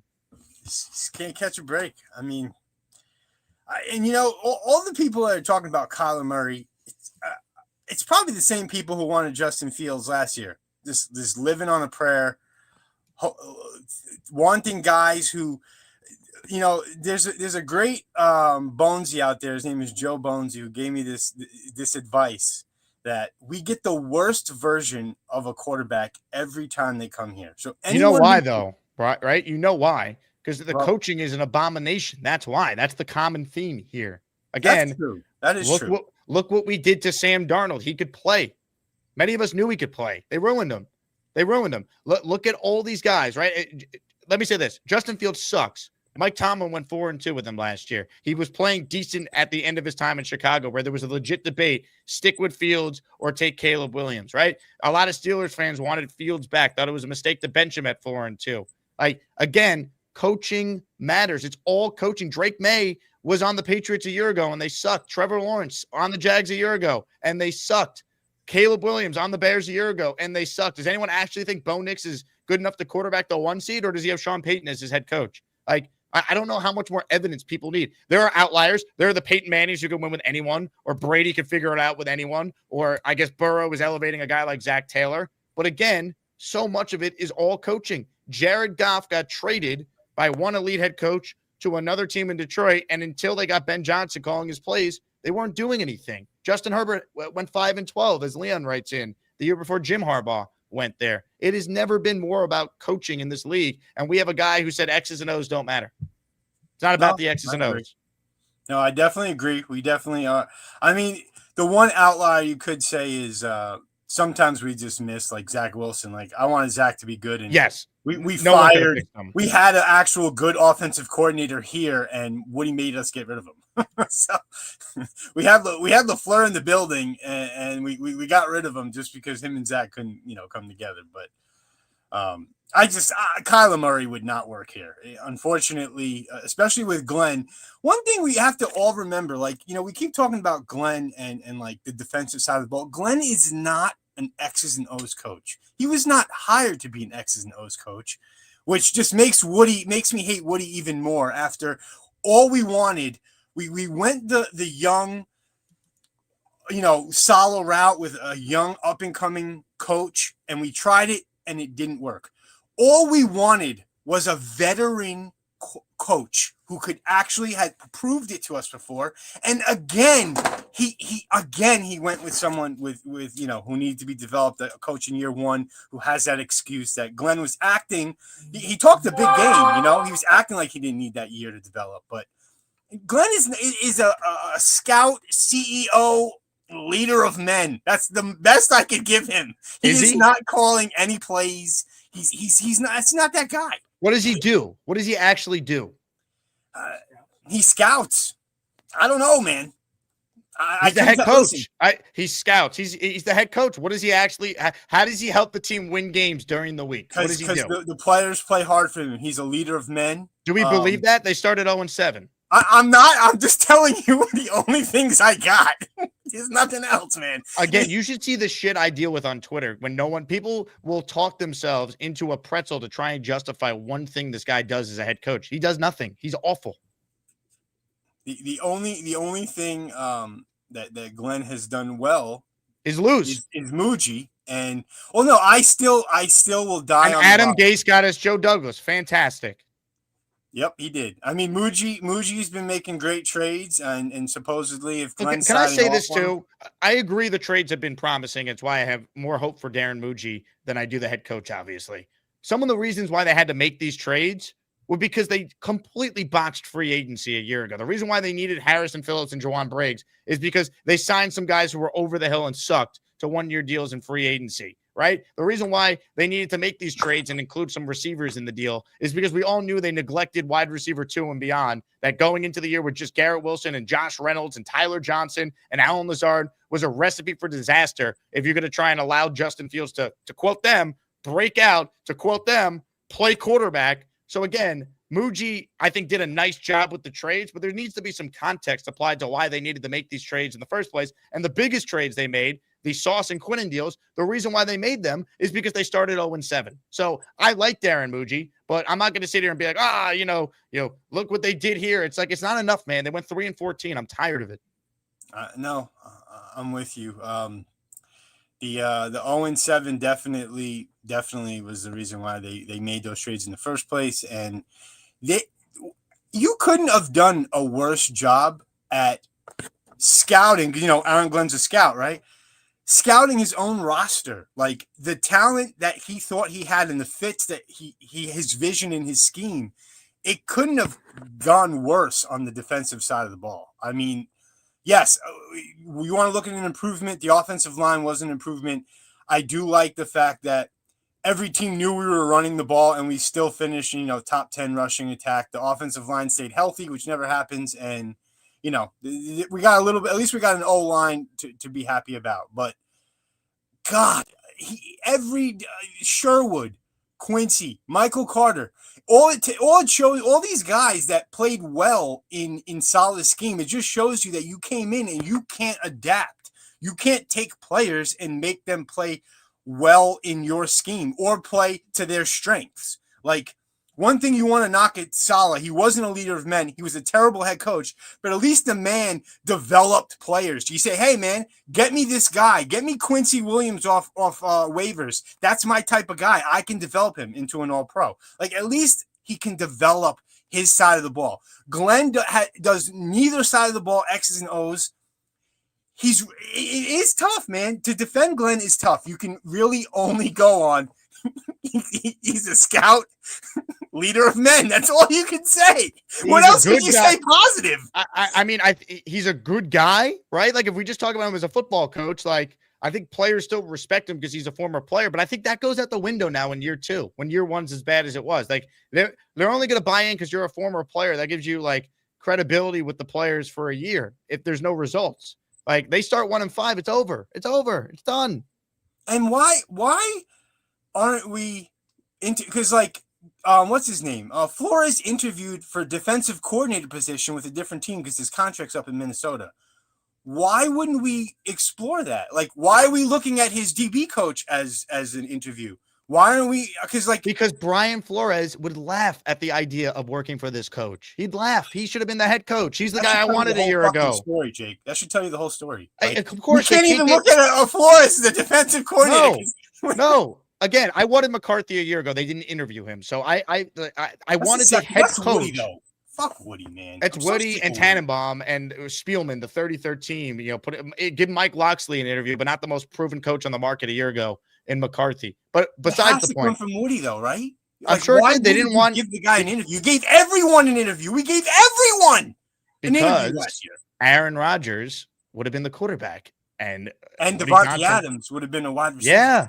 We would have had both those guys, and maybe Jackson Dart learning behind Rodgers, which was my original idea, or whoever, a different quarterback. What a pipe dream. What a pipe dream. But again, it comes down to this, though, Bonesy, right? When you look at why we are in the situation we're in, the coach can't elevate any aspect of the team right now. So, and also he's viewed as dead coach walking by everyone because we all have eyes and saw how bad it was. I had people who cover other teams being like, I cannot believe they're keeping this guy. Everyone knows this is the biggest joke in the NFL. So to get a guy like Brian Flores, who could have his basically a choice of whatever DC job he wants if he can't get a head coaching job, he's interviewing for the Steelers head coaching job.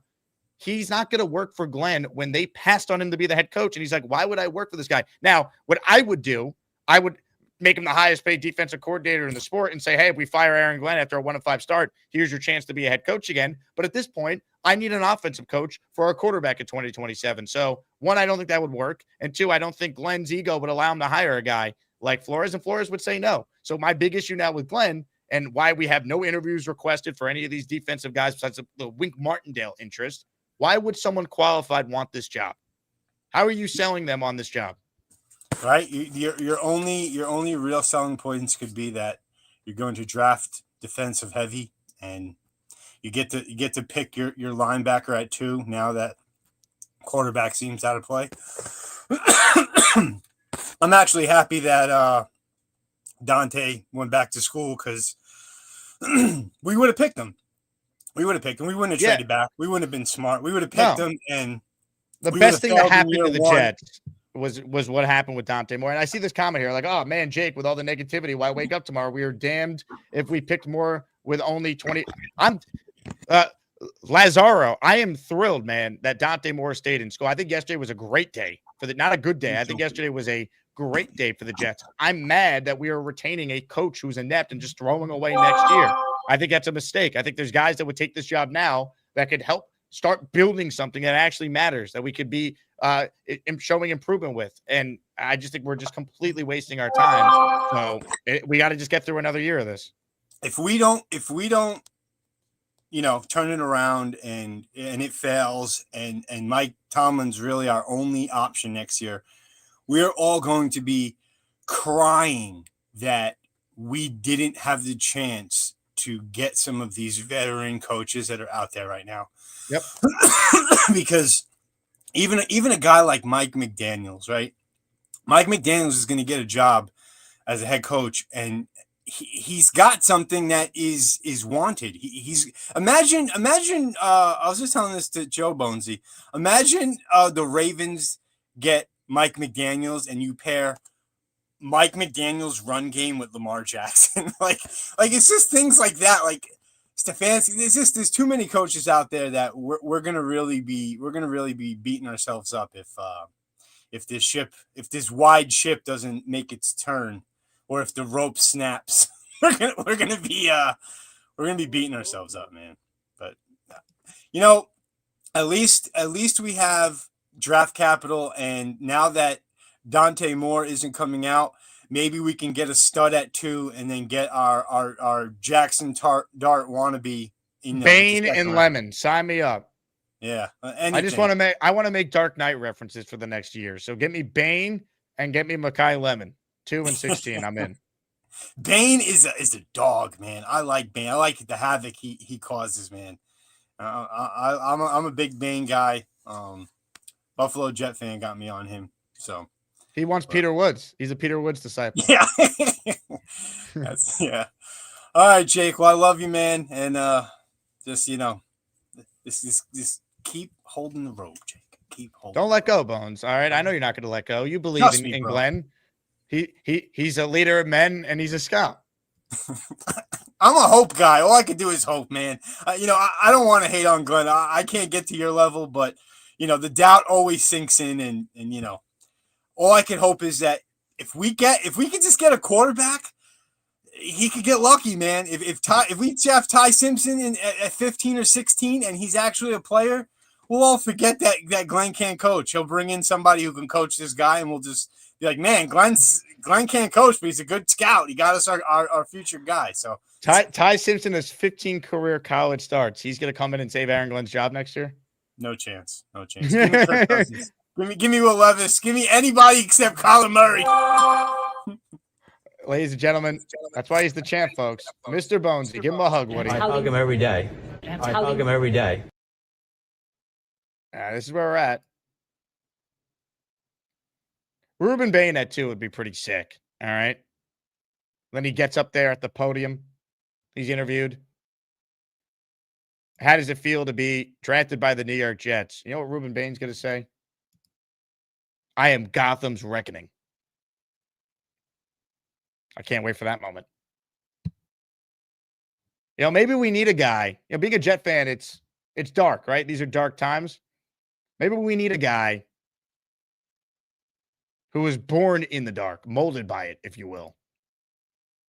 Maybe that's what we need.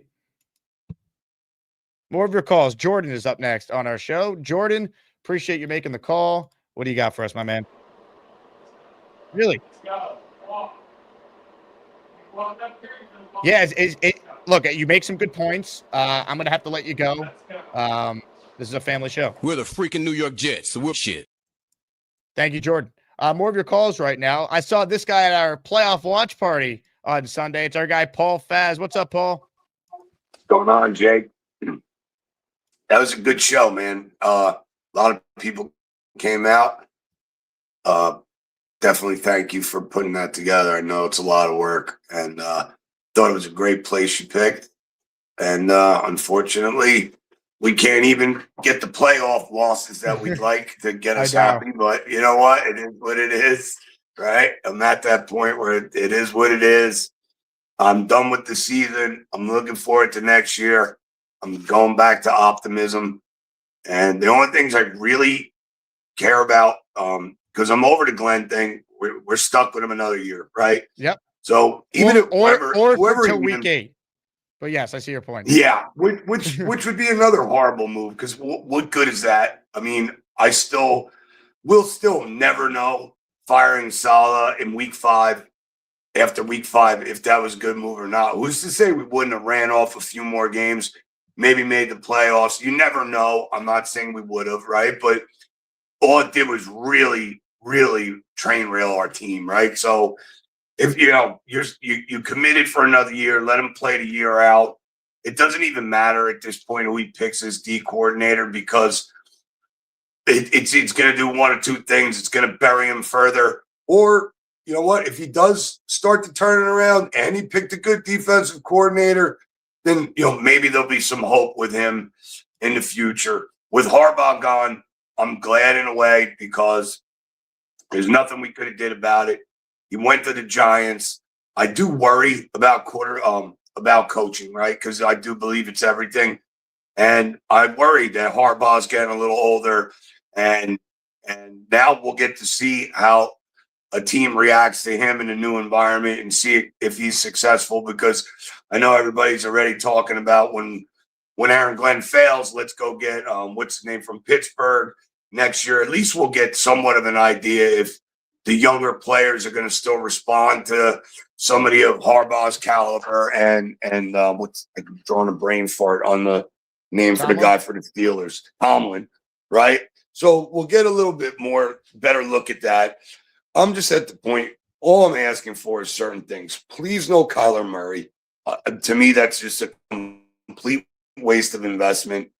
And I'll be honest, I love Tyrod as a person, but he is just entirely too fragile to keep on the team. I know, he's a great locker room guy, this, that, and the other, but there's other people that we can insert that could give that same thing.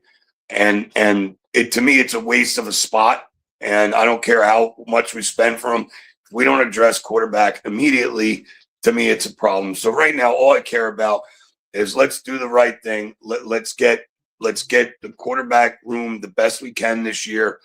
And let's just wait out, see what happens, and be optimistic that maybe Glenn will get that much improvement. And I don't know anymore. It's just, we're horrible. We're going to be horrible next year. Worst thing he does is crap the bed like we're all expecting him to do.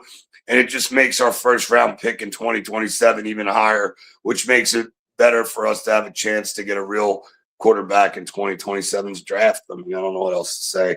But thanks again for all you do. I'll let you comment, and we'll talk soon, bro. Thanks. I'll tell you what, Paul. I appreciate you. All hope is not lost, though, folks. I'm telling you, Harbaugh going to the Giants is a good thing. It will piss Woody off to no end when the Giants are good this year and the Jets remain dog shit. It will force Woody to have to act. It will.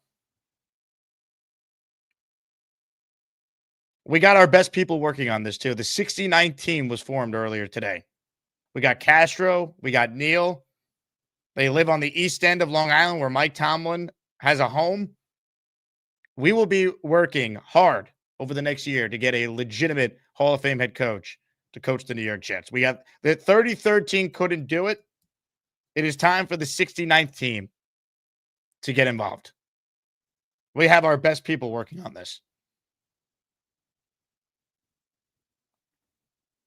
So think about that. If you're questioning if this will work, I get it. But I believe, all right, I believe in the 69th team. They got a proven track record. Just ask them. They'll tell you. We don't need the 33rd team. We have the 69th team. I can't even say this with a straight face. God, I hate this. This is what I mean. I love this fan base so much. We deserve so much better than this shit. It's a joke. I'm sick of it, man. I'm sick of it. Having to try and pretend like, oh, but Jake, there's hope for that. There's no hope. All right. If you think there's hope, I'm sorry. All right. Go listen to my guy, Will Parkinson. He'll sell you on this master plan now that Glenn has.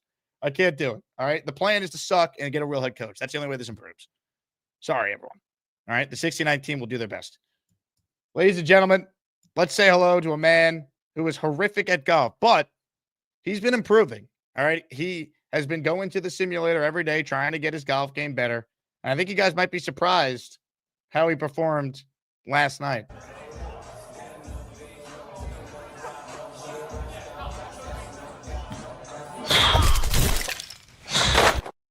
Oh, can you guys hear me, Jake? Butt plugs. Oh man, honestly, we need to rename the team that we're gonna get Mike Tomlin, the 69 team. I think it should be the Asmaniac team to get Mike Tomlin. Do whatever it takes to get Mike Tomlin. Maybe after the Giants hired John Harbaugh, maybe Woody Johnson will actually have balls and fire Aaron Glenn, and then we can get and do whatever it takes to get all the Asmaniacs that will chauffeur. We'll introduce Mike Tomlin to the Asmaniac community, and then we'll get him on the jet, and then we'll get him as the next head coach of the Jets. He'll turn around the Jets. What's your thoughts on that, Jake? I would love Mike Tomlin as the Jet coach. I think we need to rely on the 69 team to get it done. I think, or rename, is Neil on the show or Peter Castro? Because we'll just rename the 69th team to the Asmaniac team. Well, I prefer the 69 team. It's funnier to look at. True. But guys, I'm going live tonight at 8 p.m. I'm going to be discussing the Dante Moore decision and in the news recently about the Giants firing Harbaugh. Subscribe to my YouTube channel, Max. Why do I think you're only calling in to try and plug your own channel? Come on, I'm not trying to call in to plug in my own channel, Jake. No. I think you are. I don't think you actually value our friendship, Max. Here I am thinking we were friends. You're just calling. We're friends. Come on, we're friends. We're trying. Are we? I thought we were, but it doesn't sound like it. We are. I'm just Sounds like you're very self-serving with this phone call.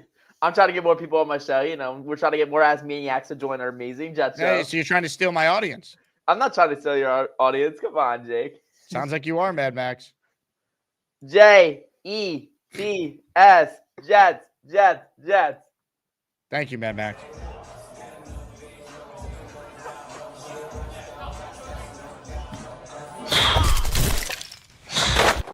Move over, Happy Gilmore.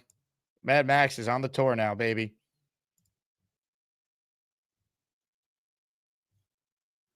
Ladies and gentlemen, what should the Jets do at pick number 2? Reuben Bain. Is he the guy? The man who was born into the darkness and molded by it? Is it David Bailey from Texas Tech? Is it Arvell Reese from the Ohio State? Here's my only concern with Reese, and it's really only a concern for a year. What position is he? Do we trust Aaron Glenn to know how to coach him up? I don't, personally. Hawk with a great comment. I'm getting a BPA jersey. BPA. Best player available for those who are unaware. Big fella. Will the 69th team need any enforcers from the Dangerous Alliance? Privacy and efficiency. It's a great question. I'm sure they could definitely use a big fella. Ladies and gentlemen, speaking of the Dangerous Alliance, let's check in with a man who needs no introduction.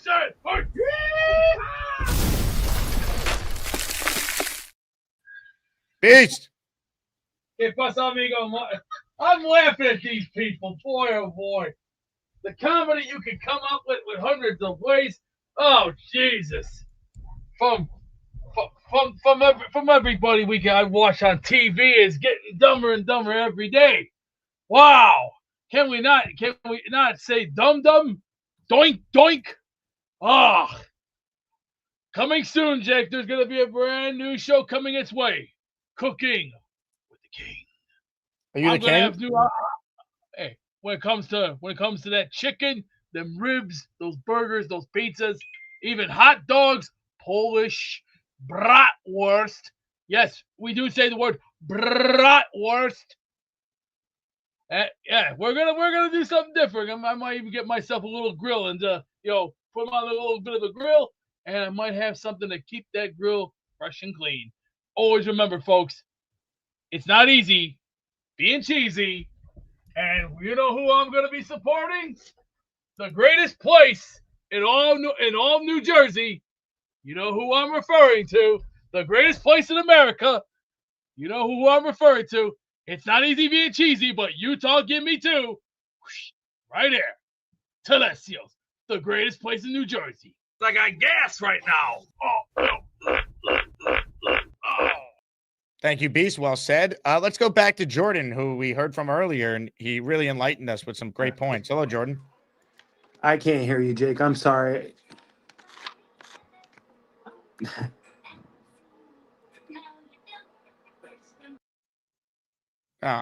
Fibrows is next. Hello, Fibrows. Hey, man. How's it going? What's up, dude? Hey, what's up, dude? Yeah, I really believe in Team 69. I think it's they got a great foundation. Neil has a fantastic resume. I believe in Neil. I'm not gonna lie. Who else is in Team 69? The 69 to be specific. It's right now being formed by Peter Castro and Neil. They're the ones in the close proximity to Mike Tomlin's Long Island home and on the east end of Long Island, and off we go. Yeah, between those two, we have a dynamic group that can totally change around the fan base. I mean, they're passionate fans, and they have a lot of a swagger to them, to the point where I think we could really turn things around. I mean, Neil is one of the most passionate fans and brilliant minds in all the sports. So I think we could really make some shit happen. And yeah, and as far as Todd McShay, I mean, I think he's. I mean, I don't like to talk bad about anybody, but I think he's kind of a cornball. I mean, like, you got your wish, buddy. Now Dante Moore isn't going to be here, you know? So yeah, he sent out a tweet being like, "Great decision, Dante. Now the Jets are set up to build their team." And I saw a Buffalo Jet fan respond and was like, "Oh, you mean the Jets aren't equipped to draft a quarterback, even though they had 6 years of a GM that you were lauding?" Yeah, it's crazy. I want to talk hella shit about him, but I think I'm gonna go the high road. But yeah, like, fuck Todd McShay for real. I mean, a year from now, don't be surprised if there's other people saying, "Oh, why would so and so want to go to the Jets?" It's like we know they're going to be bad. Newsflash: if you're picked at the top of the draft, there's a reason why you're being picked there. It's because the team you're going to was bad the previous year. That's how this works. Yeah. How are you gonna grow? How are you gonna grow if you're not even like we gotta get somebody? Like, I don't know. I feel like it puts us in a precarious situation. We can try to trade back, but how are we really going to trade back if no one really wants to trade it for a quarterback? Maybe they try to trade it for Arvell Reese or another player. My concerns with Arvell Reese is basically how they use them in Ohio State. They would drop him back instead of being a game wrecker. As an edge, he can wreck games. He's like a Micah Parsons. The coaching staff with the Jets would have to realize that and try to get him to be a game wrecker instead of, because he disappeared a lot in the college football playoffs. So, but hopefully a team could trade up for him and we could get some picks or something like that. But right now it's like, and then what do we do? At pick 44, we could get Nussmeier or Trinidad Chambers. I actually think Nussmeier, he had a bad year, but he had like an injury. He had like a broken thumb or something. And the year before, he really could spin it. He could really spin it. I like Nussmeier, the way he could. If you look at his tape the year before, he really looked like a. Not saying he's like Sam Darnold, but he could really spin he really can make some throws if you really look at his tape. But yeah, Jake, we're probably gonna go less than 5-win season next year, and it's gonna be brutal. But at least we'll get the top pick next year. Well, yeah. I mean, they're not going to be good. The problem is the Jets are never, ever getting the top pick. They just never do it. There's always something that happens. but they got 3 first-round picks. There'll be more than one quarterback next year. They'll be better equipped to draft. Like, if they had a legit coach, you could take Dante Moore, and we'd feel better about a plan to actually develop him. We don't have that right now. So we got to get the coach right and figure out quarterback after. I think the coach is just as important as the quarterback plan. The coach will be in place before the draft next year. Yeah, our coach is a big joke right now. I mean, hopefully we are the laughing stock of the NFL. When all these new teams hire head coaches, we will have the 32nd out of 32nd ranked coach. Yeah, I'm big on social media and stuff, and it sucks when you scroll and it's like, oh, there's girls talking about relationship advice. If your man is with a Jets fan, you know he's loyal. It's like, fuck. Well, that is true. Yeah, but it's also like, fuck. Like, why do we viewed like this? Because we suck.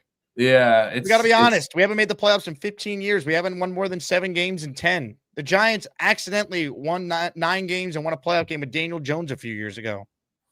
Yeah, and the Giants got Harbaugh, and now they got Jackson Dart looks promising. They're going to probably turn it around next year, and then which is good for the Jets. I know people don't want to hear that, but I'm telling you, it will bother the hell out of Woody Johnson when Harbaugh has the Giants in the playoffs next year. Which you know is going to happen. It's going to happen, and I don't know what AG is going to do. Hopefully he shocks the world and proves, but it's not looking pretty right now. And yeah. Well, let me ask you this: you obviously we're all rooting for him to shock the world and be a great coach.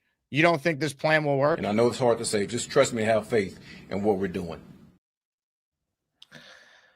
I hope so. I mean, he sounds like he talked a big game to get the job. Hopefully, he's not talking more bullshit. And he's like, honestly, I was thinking about this. Aaron Glenn is like that meme that you see on the internet, where it's like when you suddenly become important at work. You know, like he talked his way to getting this job, and now it's like, well, dude, like now you got to do the job. Like you're the guy. Like you're the most important figure in the organization right now. Yeah, he's literally like. He's a giant meme. I mean, he has so many memeable quotes in the past year. Like, we're the fucking New York Jets. We're built for this shit. That aged bad. There's a lot of things he said that aged so bad. I feel like it seemed like Aaron Smith was making some plays today and getting open. Like, how happy are you with his progress? The guy that can't catch? What you guys say? Yeah, I mean, we had a great week of practice. We did. Coaching. It's coaching. Like, what do you mean? Because he can do it. It's just coaching. That's all it is. All right, so what happened with what do you look for in a quarterback? Like, what's an Aaron Glenn quarterback? A winner. Yeah, so I just don't let go of the rope. He's going to get fired.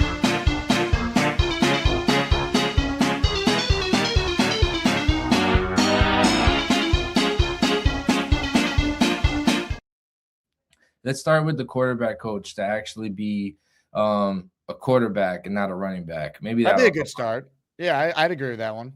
Yeah. Jake, it was a pleasure talking to you. I hope we get our shit together, and it's going to be an exciting draft process still, hopefully. Probably going to have to trade back. We have Herndon Hooker. Do you think he is anything? Probably not, right? He sucks. Is he still on the team? Says he's rostered. I looked him up on Sleeper because I do Dynasty, and I heard. Well, wasn't he signed to the? I don't think they signed him to a futures deal though. I don't know if he's still a Jet technically. Okay, yeah. On Sleeper it says he's a Jet, so I was like, they're not gonna get Dante Moore. Maybe I'll pick him up, but I doubt it. Yeah. 5 bros, hang in there. We'll get there, man. One day at a time. That's right. We got the 69 team on it, folks. We tried the 33rd team. It didn't work. It's time for the Jet fans to do what's right for this team.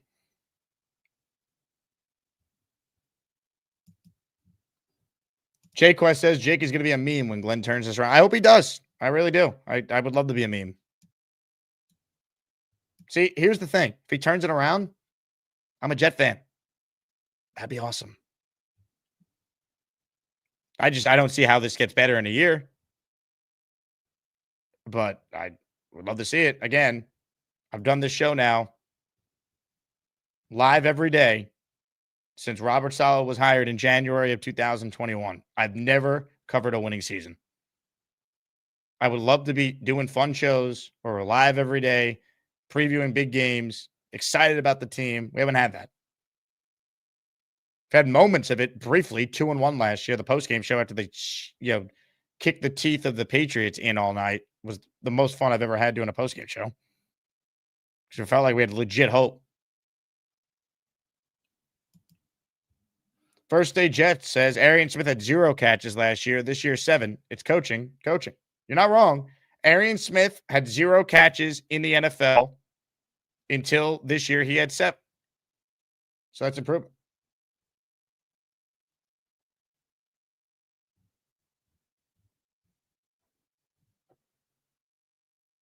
Ralphie says we got Bailey Zappi.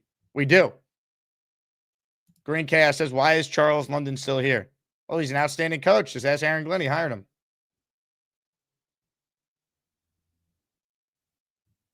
Carly, if you could have started the show in 2016, you could have said the same thing. Yeah. You're not wrong. I'm going to gift the membership. We only have 4 right now, and we got a great giveaway. I want to get more people in it that didn't get to see the show yesterday to enter or today so far. It's a Joe Klecko autographed helmet. I'm gifting a membership right now. I'll give people some time here. 10 seconds. We got to click the like button. Make sure you're subscribed to the channel if you want to be eligible to get one. 10, 9, 8, 7, 6, 5, 4, 3, 2, 1. Hit it. I hug him every day. I hug him every day. Ladies and gentlemen, 1 membership from, oh, wow. As I'm doing that, Frank came in and said, I'm going to get in for 10, a 10 spot from Frank P. Let's go. It's up to you, New York, New York. Thank you to Frank P. He is in. The person who got my membership, by the way, at least according to YouTube, is Jordan CPIN 4318. So I will put you down, Jordan, because you got the membership I gifted in the raffle. Let me make note of that. Got you in for 1. Frank, you're the man as always. Thank you for your tremendous support on the channel. 10 people got memberships from Frank. And then how about this? Our resident Bucks fan, Bucks Fanatic, he gifted 5 memberships to the community. And you guys know the rules. If you have kids around, if you're at work, put headphones in, lower the volume. When Bucks Fanatic gifts a membership, we play Angry Todd Bowles. It's inexcusable. You don't make excuses. You gotta fucking care enough where the shit hurts. You gotta fucking care enough where the shit hurts. It gotta fucking mean something to you. It's more than a job. It's your fucking livelihood. How well do you know your job? How well can you do your job? Well, you can't sugarcoat that shit. It was in the fucking excusable, and there's no fucking answer for it. There's no excuse for it. That's what you tell them in the locker room. Look in the fucking mirror. Thank you, Todd. Bucks Fanatic, thank you, sir. Always appreciate you. What do we have? Ant Banks, who won a signed Wayne Corbett photo on the show recently. He's in the raffle for 1. Thank you. Joshua writes in, Jake Charles Gorman ruined the Colts. Do you want him back as a Jet fan? I want him to root for the Patriots this weekend and root for the Bills this weekend for starters. Bucks Fanatic. Bulls, that video makes me laugh every time. I still can't believe Todd said that. Like, it's the most Todd Bowles video, the way he's cursing too. People think it's AI. It's like, Todd Bowles said that? No, that's Todd. It's not. That's what he said after they lost that terrible Thursday night game. I really am surprised they didn't move off of Bowles because that's an attractive job to me. There's good players on the roster. You got a GM who's got stability. He's been there a while.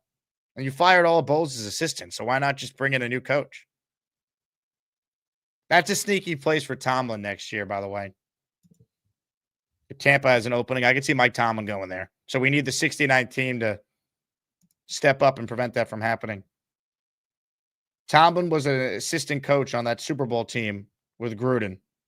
He was the defensive backs coach from 01 to 05.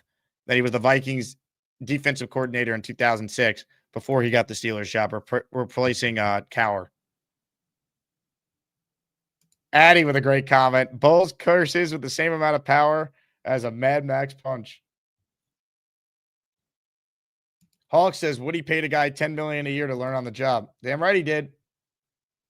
He really has learned a lot. Here's Aaron Glenn discussing their plan to develop a quarterback.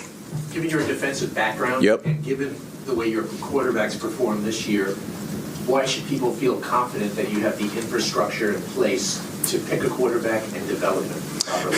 You know what? That's a good question. And we're going to exhaust everything that we can to make sure that we surround our quarterbacks now, and if we get any quarterbacks in the future, right, with the guys that's going to help them. And then again, that's a whole part of, man, making sure that we evaluate everything that's going on, make sure we have the right people here that can help the quarterback. And I'm not saying that we don't have that. You know, that's maybe that's why Charles London wasn't fired, by the way. They are ill-equipped to develop a quarterback. That's why I'm thrilled Dante Moore went back to school. It was the best thing for the Jets.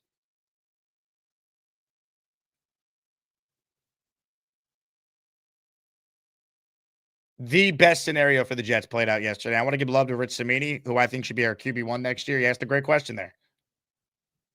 That's what I'd ask Bowles. Right, Bowles. That's what I would ask Glenn.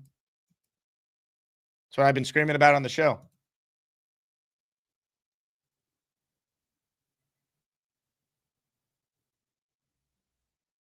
Gator says, do you think Glenn will ever get to a point where he can evaluate a play on the field without looking at tape? I'm not going to kill Glenn for that, Gator, just because all coaches fall on that cliche. Got to look at the tape. The problem is when Glenn looks at the tape, he's never insightful in his commentary. He doesn't give you any idea that he has a clue. And again, go listen to other head coaches around the league discuss game strategy and decision-making. Go listen to Liam Cohen talk about offense. Mike Vrabel talk about defense or offense, just game strategy in general. McVay. Kevin O'Connell. Go listen to these guys speak. D'Amico's phenomenal at the podium. Mike McDonald.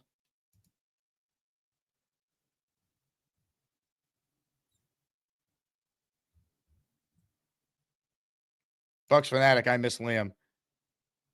I wonder if we ever get to a point where it becomes obvious. Sometimes you just got to keep the coordinator and fire the head coach, right? Who's more valuable for the Tampa Bay Bucks success, Todd Bowles or Liam Cohen? It's not even close. Oscar says we deserve Kevin O'Connell. I think he could be the Jet coach a year from now. I do. If Muji crushes this draft, but the team just sucks because Glenn continues to look inept, there's a path where Muji stays, much like Joe Shane just survived with the Giants. And Muji can then pick the coach, and he'd go after O'Connell, who's his college roommate. So there's a path to that.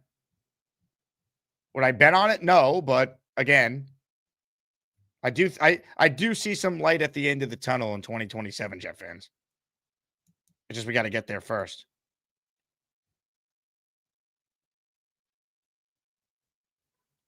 All right, home stretch here. We're going to wrap up shortly. We'll be back this afternoon. Let me say hello to Calvin, who's next. Hello, Calvin. Hey, what's going on? I appreciate you for taking my call yesterday.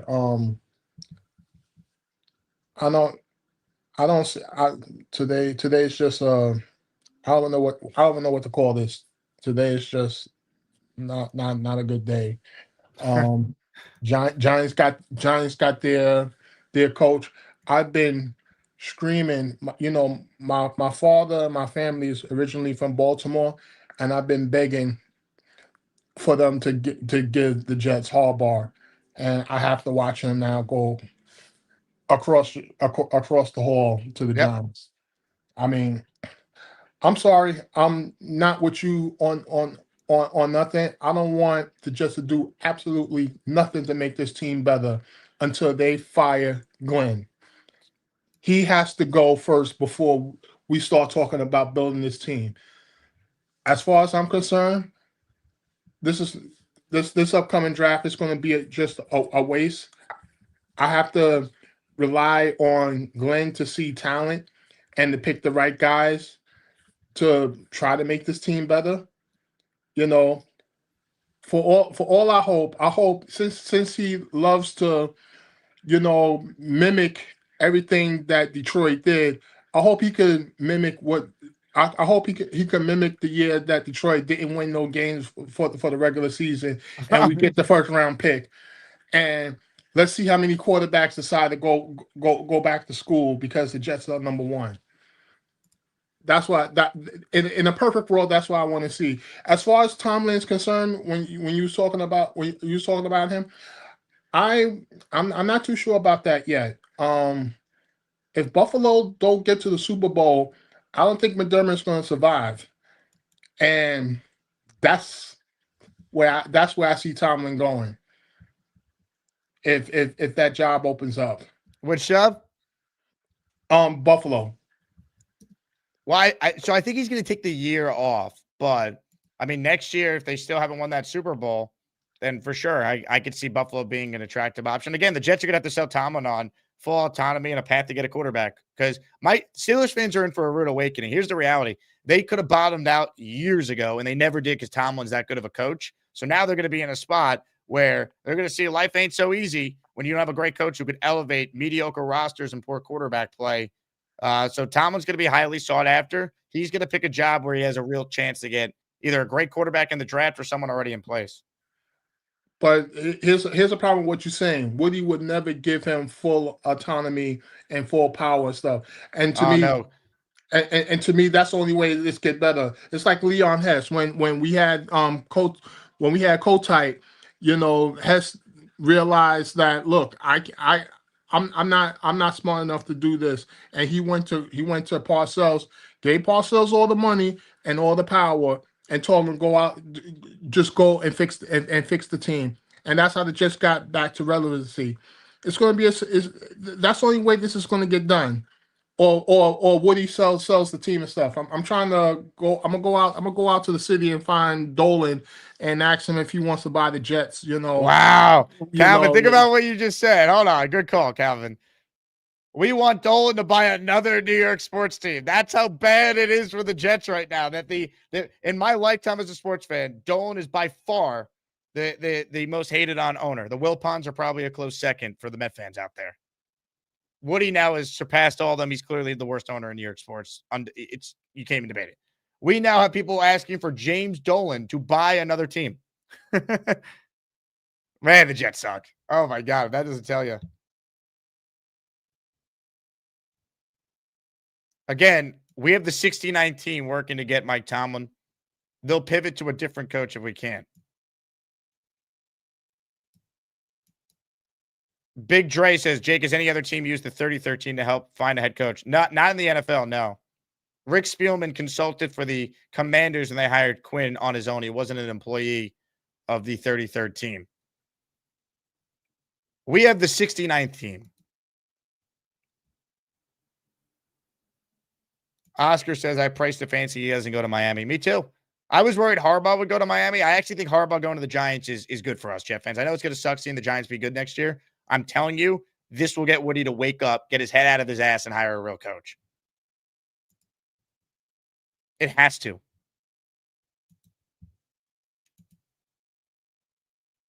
Only chance.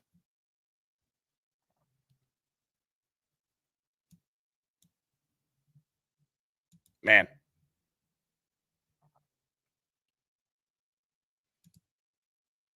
What a show this has been, huh? Tom Roseman's in the raffle for one. Thank you, Tom. I just feel like it seemed like Arian Smith was making some plays today and getting open. Like, how happy are you with his progress? The guy that can't catch. What you guys say? It's good to know that Glenn pays attention to everything we're saying.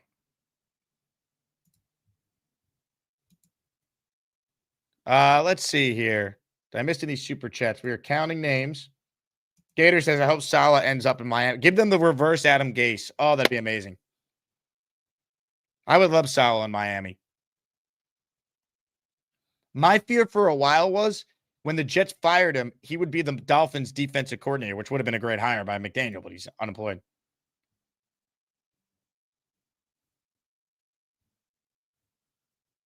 There was a question from Oregon Jets, and I think my answer will surprise some. Jake, what do you think is the earliest the Jets could make the playoffs? I think the earliest they could do it is 2027. Not this year, but the following year. These don't take incredibly long to turn around. We're all like trained to believe like there's this master plan and it takes years. It's not true. That's not the NFL anymore. It's a salary cap sport. Rosters turn over all the time. It's hard to consistently make the playoffs. The Chiefs didn't even make the playoffs this year. The Bengals have a top 3 quarterback in the sport. They've missed the playoffs more than they've made it with Joe Burrow. It is a coach and quarterback league. If we had Tomlin and he got to pick Arch Manning or someone else that's really good, it could turn quick. If we had Kevin O'Connell and gave him a quarterback, it will turn quick. We don't need to pretend like this is some master, long game the Jets are playing here. No, they just sucked. They sucked. They went 3-14. They started 0-7. That's why they traded Sauce and Quinn, and they sucked with those guys. If they get quarterback and coach on the same timeline correct in 27, they'll make the playoffs. It's possible. Johnny Boy says, happy birthday to our guy, Jets Johnny. Jets Johnny, happy birthday. I'm going to assume it's not actually your birthday, though, Jets Johnny, because we know Johnny Boy loves to mess. Curly thinks the earliest the Jets can make the playoffs is 2032. I disagree. Look at the Jaguars, the Bears, the Patriots, the Texans. Look at these teams recently. The Commanders, they were in the NFC title game a year ago.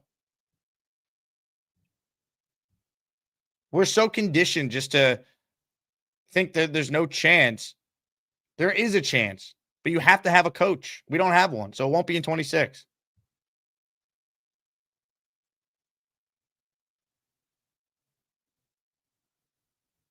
Latino says, Bill's 17-year playoff drought till Josh Allen. False. Till Tyrod Taylor and Sean McDermott. They had the coach. Tyrod got them to the playoffs. And then they traded up and got Josh Allen because they knew Tyrod wasn't their future.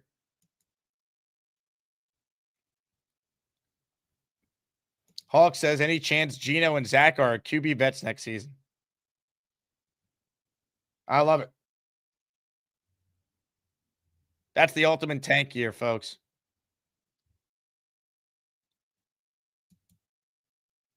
Jay says there is a chance, just not in 26. Yeah, I agree. Jay says, but believe after next season. If they get the coach and the right quarterback, absolutely. I agree with you, Jay. I think that's what it comes down to. Macho Talk Sports. We could be great. All we need is a head coach, DC, QB coach, edge, safety, linebacker, wide receiver 2, and running back. Yeah, other than that, that's all we need. Don't need the offensive line, really. Could improve some depth, figure out guard, but you got the tackles in place. You got a legit center / guard and Tippmann, depending on where you play them.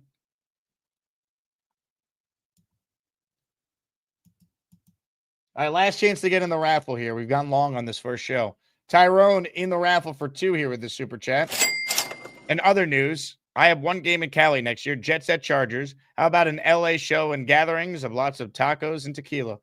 The Charger game could be an Asmaniac road trip game, Tyrone. We will see when the schedule comes out what dates work and make the most sense.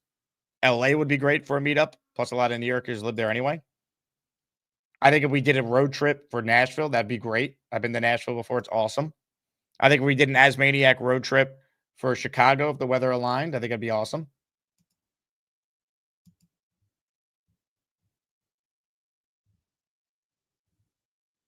Also, Jay, I know that you were being sarcastic with your comments, but the fact that you actually think you're right is hilarious to me.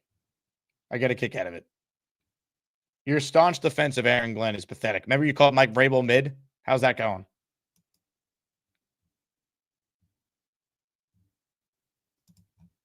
Tank for Ty in the raffle for 1. Good day for him yesterday.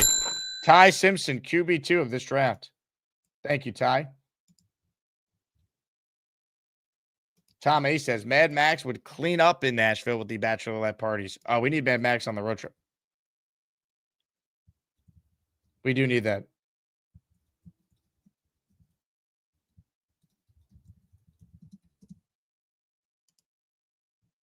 Leon says, I just saw this too, Leon. Looking like John Harbaugh wants Jim Leonard as his DC with the Giants. Oh, my God. If you're a Jet fan and you can't laugh at the Giants if they hire Harbaugh, they have a proven OC in Monken, and then they get the guy every Jet fan wanted in Leonard too. Oh, my God. Woody Johnson's going to have a conniption. Maybe you'll wake up, Woody, and realize that keeping the worst head coach in football for another year is not practical.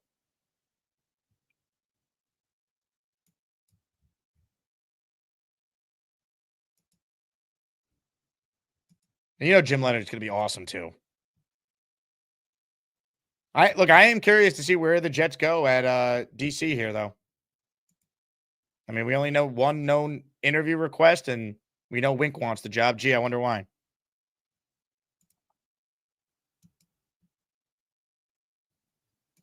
Big Dre says, any chance Rex gets a look next year? I hope not. I love Rex. He would not be a good hire. It doesn't fit what they need now.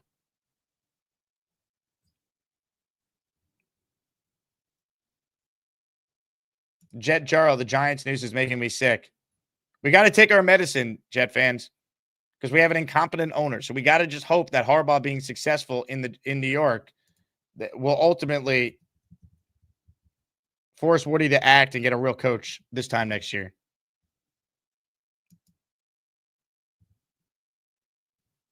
Jetstream says, put me in. Jetstream, $10 minimum.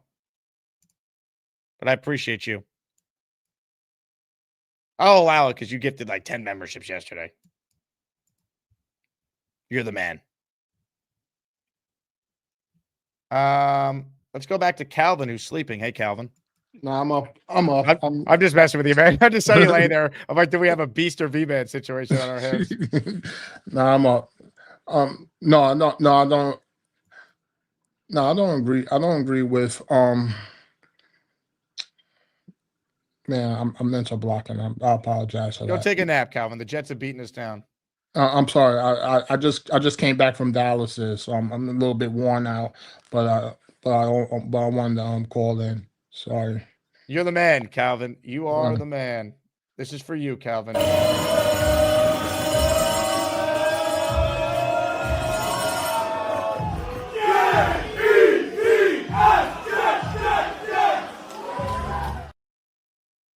Mad Max, gifting a membership. Hey now, Mad Max, thank you very much. I'm counting names as we speak here. We have a Joe Klecko autographed helmet that is up for grabs on the program. Oregon says, what type of contract would the Jets give their new DC? Probably a 3-year deal. $2-3 million per, roughly.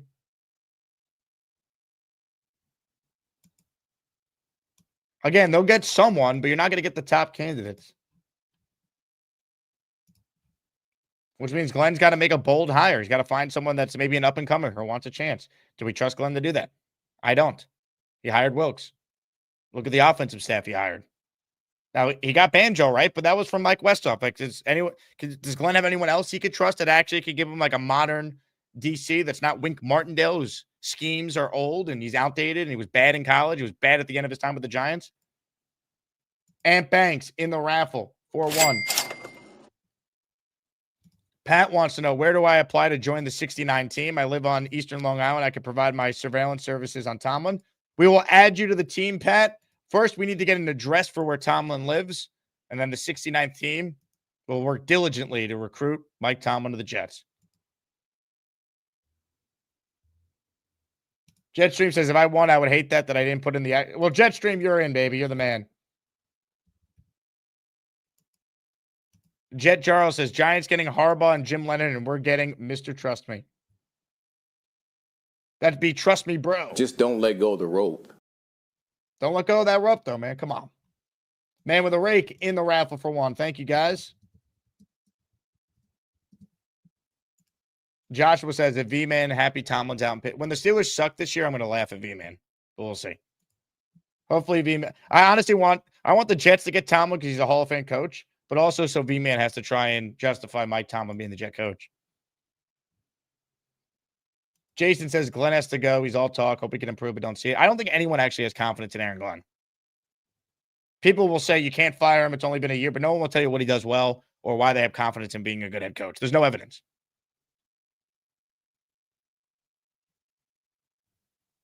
Boomtown says, Jake, I have a question. Before Glenn was hired, who was negotiating the term and money on his contract? They didn't have a GM in place to do it. The owner. And Jaime Elheim. That's who. The guy in charge of business for the team. That's who. Glenn's agent was negotiating with Woody and Jaime Elheim.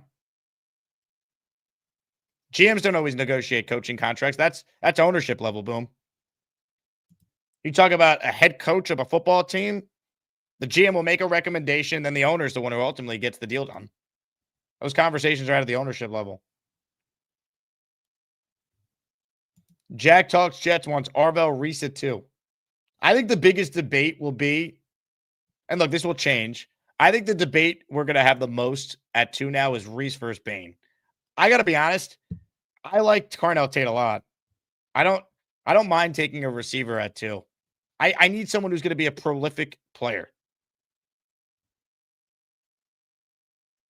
Tyson's injury history concerns me.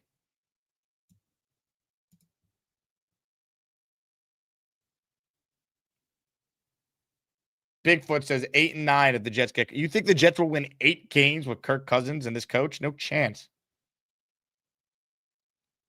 8-9 with Kirk Cousins. They couldn't win more than 8 with Aaron Rodgers. No way.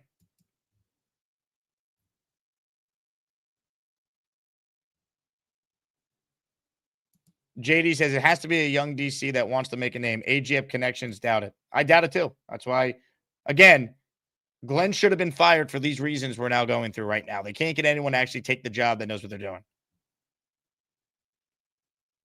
Oscar says, I want Tata too, Jake. It's a very smart pick.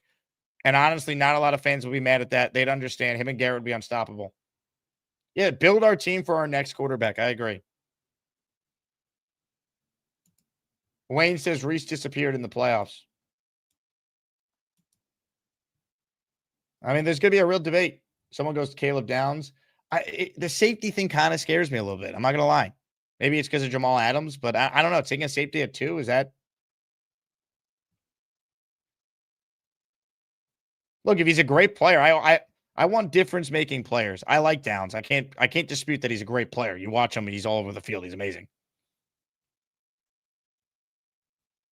But I don't know. If you put Tate with the Jets, going into 27, you're set up with Garrett, Tate, another year of Mason Taylor.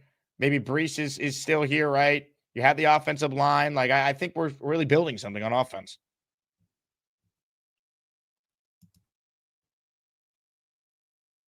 JD says there are good safeties in the draft. So, okay. Well, no one's as good as Downs, though, to be fair. But if you're telling me there's good safety depth in the draft and the Jets could get their safety later, I'll take your word for it. I haven't studied any safeties yet. I'm not going to pretend like I know any of the safeties besides the main one. Abu Dhabi says meaningful games in week 3. Well, I mean, can the Jets not start 0-7 this year? I mean, that'd be nice.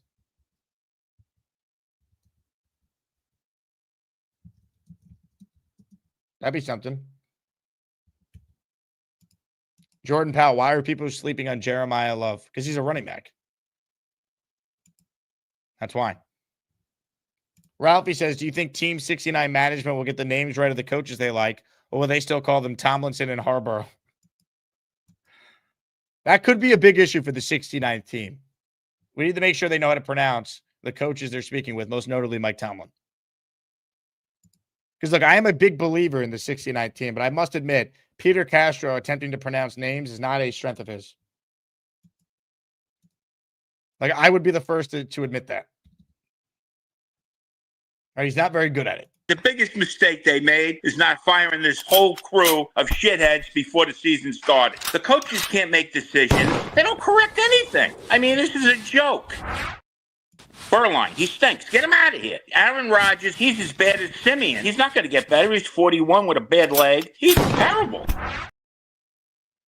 Name pronunciation is a struggle. Our coaching staff stinks. The team is never prepared. They're undisciplined. They make a million mistakes. And the coaching staff is terrible. He doesn't know what he's doing. Hackett and him are like having 2 drug addicts on the sidelines. They're no good. And if Rodgers doesn't fix this, we're all going to kill ourselves. What happens after Rodgers? They have no plan for that. It's going to be 10 more years of being a shit.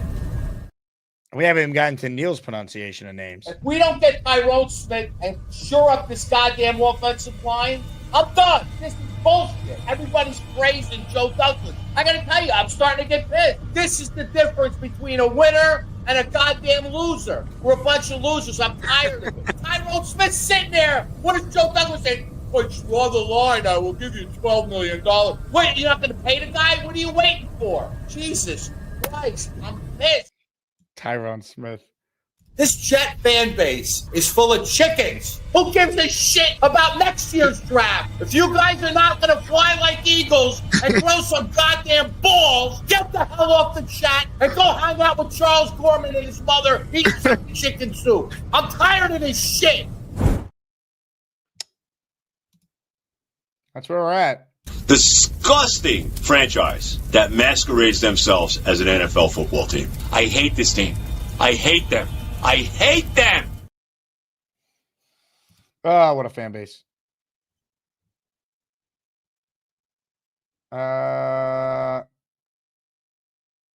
Curly says we are now in that what happens if Rodgers doesn't save us phase. Yeah, we are. And it's not fun. But hey, the March for Arch is underway, folks. And the 69 team was formed today. So just be patient, Jet fans. It's not like you haven't been waiting 15 years for a playoff season or 10 for a winning season, but be patient, Jet fans. 2027 is the year. We march for Arch at dawn. What a franchise. Thank you, Woody. You're the best, man. Ladies and gentlemen, I am counting raffle names. When I'm done playing this video, we raffle away a signed, that's right, signed Joe Klecko helmet. Now, when Neil was the first caller today, the other guy who I was asked more about last night, besides Neil, is this guy online right now who might be sleeping. V-Man's up next. Hello, V-Man. Come on. V-Man, you up? Yep. Sorry. Line is right. Line's freaking out. Sorry. What's up, man? All right. Sorry, man. I look, I work the graveyard shift. So I get it. I had this on in the background waiting for my turn. I respect the passion, man. That's a real Jet fan right there. Yeah, no, honestly looking forward to this game. It's Monday night, so I can actually, properly enjoy it, without, having to wake myself up in the middle of sleeping. Love you, V-Man. All-time moment on the show a few years ago. Ladies and gentlemen, are we ready for the raffle? Are we ready, 69 team? Ready. I'll tell you what. We got to bring on our master of raffle ceremony. Ladies and gentlemen, we say hello for the final time today to this man. You tell me how crazy I am. I just took 4 chair headshots. Beast, wake up. It's raffle time. Beast. Beast. Wake up, Beast. Beast. It's raffle time, buddy. All right, everyone. I got to sound the alarm. So cover your ears. If you have headphones in, if you're listening in podcast form, whatever, lower your volume. Here's your warning. Ladies and gentlemen, it's time. Wake up. Burn it.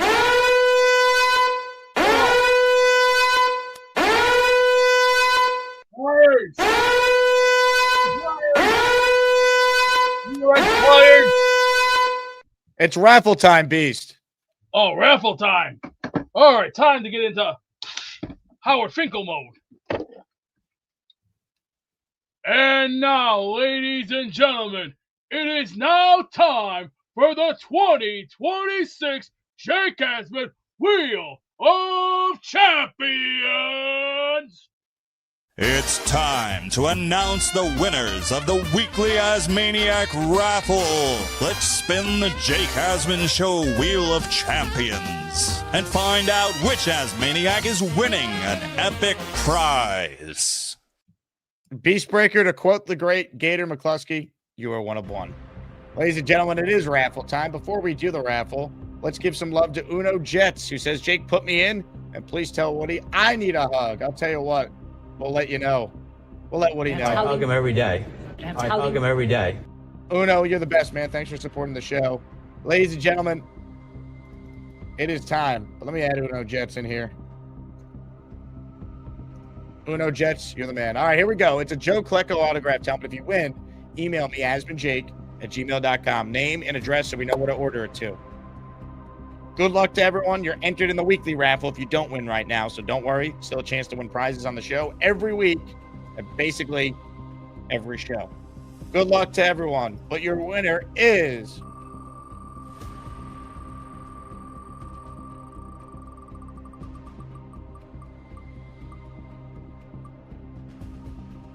Carlos Delmo Los is the winner. Let's go. Sing it, Beningo. We are mama way. Well done, Los. Congratulations. You won the signed Joe Klecko helmet on the show. Again, you guys are the best. Thank you for watching. We'll be back with Dylan Terraman this afternoon. I'm doing the AFC Jets roundtable with Richie and O'Leary in the 3 p.m. hour. So check out that if you want more Jets content. You guys are the best. I can't say that enough. We're all in this together, baby. Somehow, some way, we'll get through another year of Jets football. Can't wait. On that note, I will talk to you guys soon. Jets, Jets, Jets. The field goal team. Last year we had 3 blocks. This year, I mean, we had no blocks.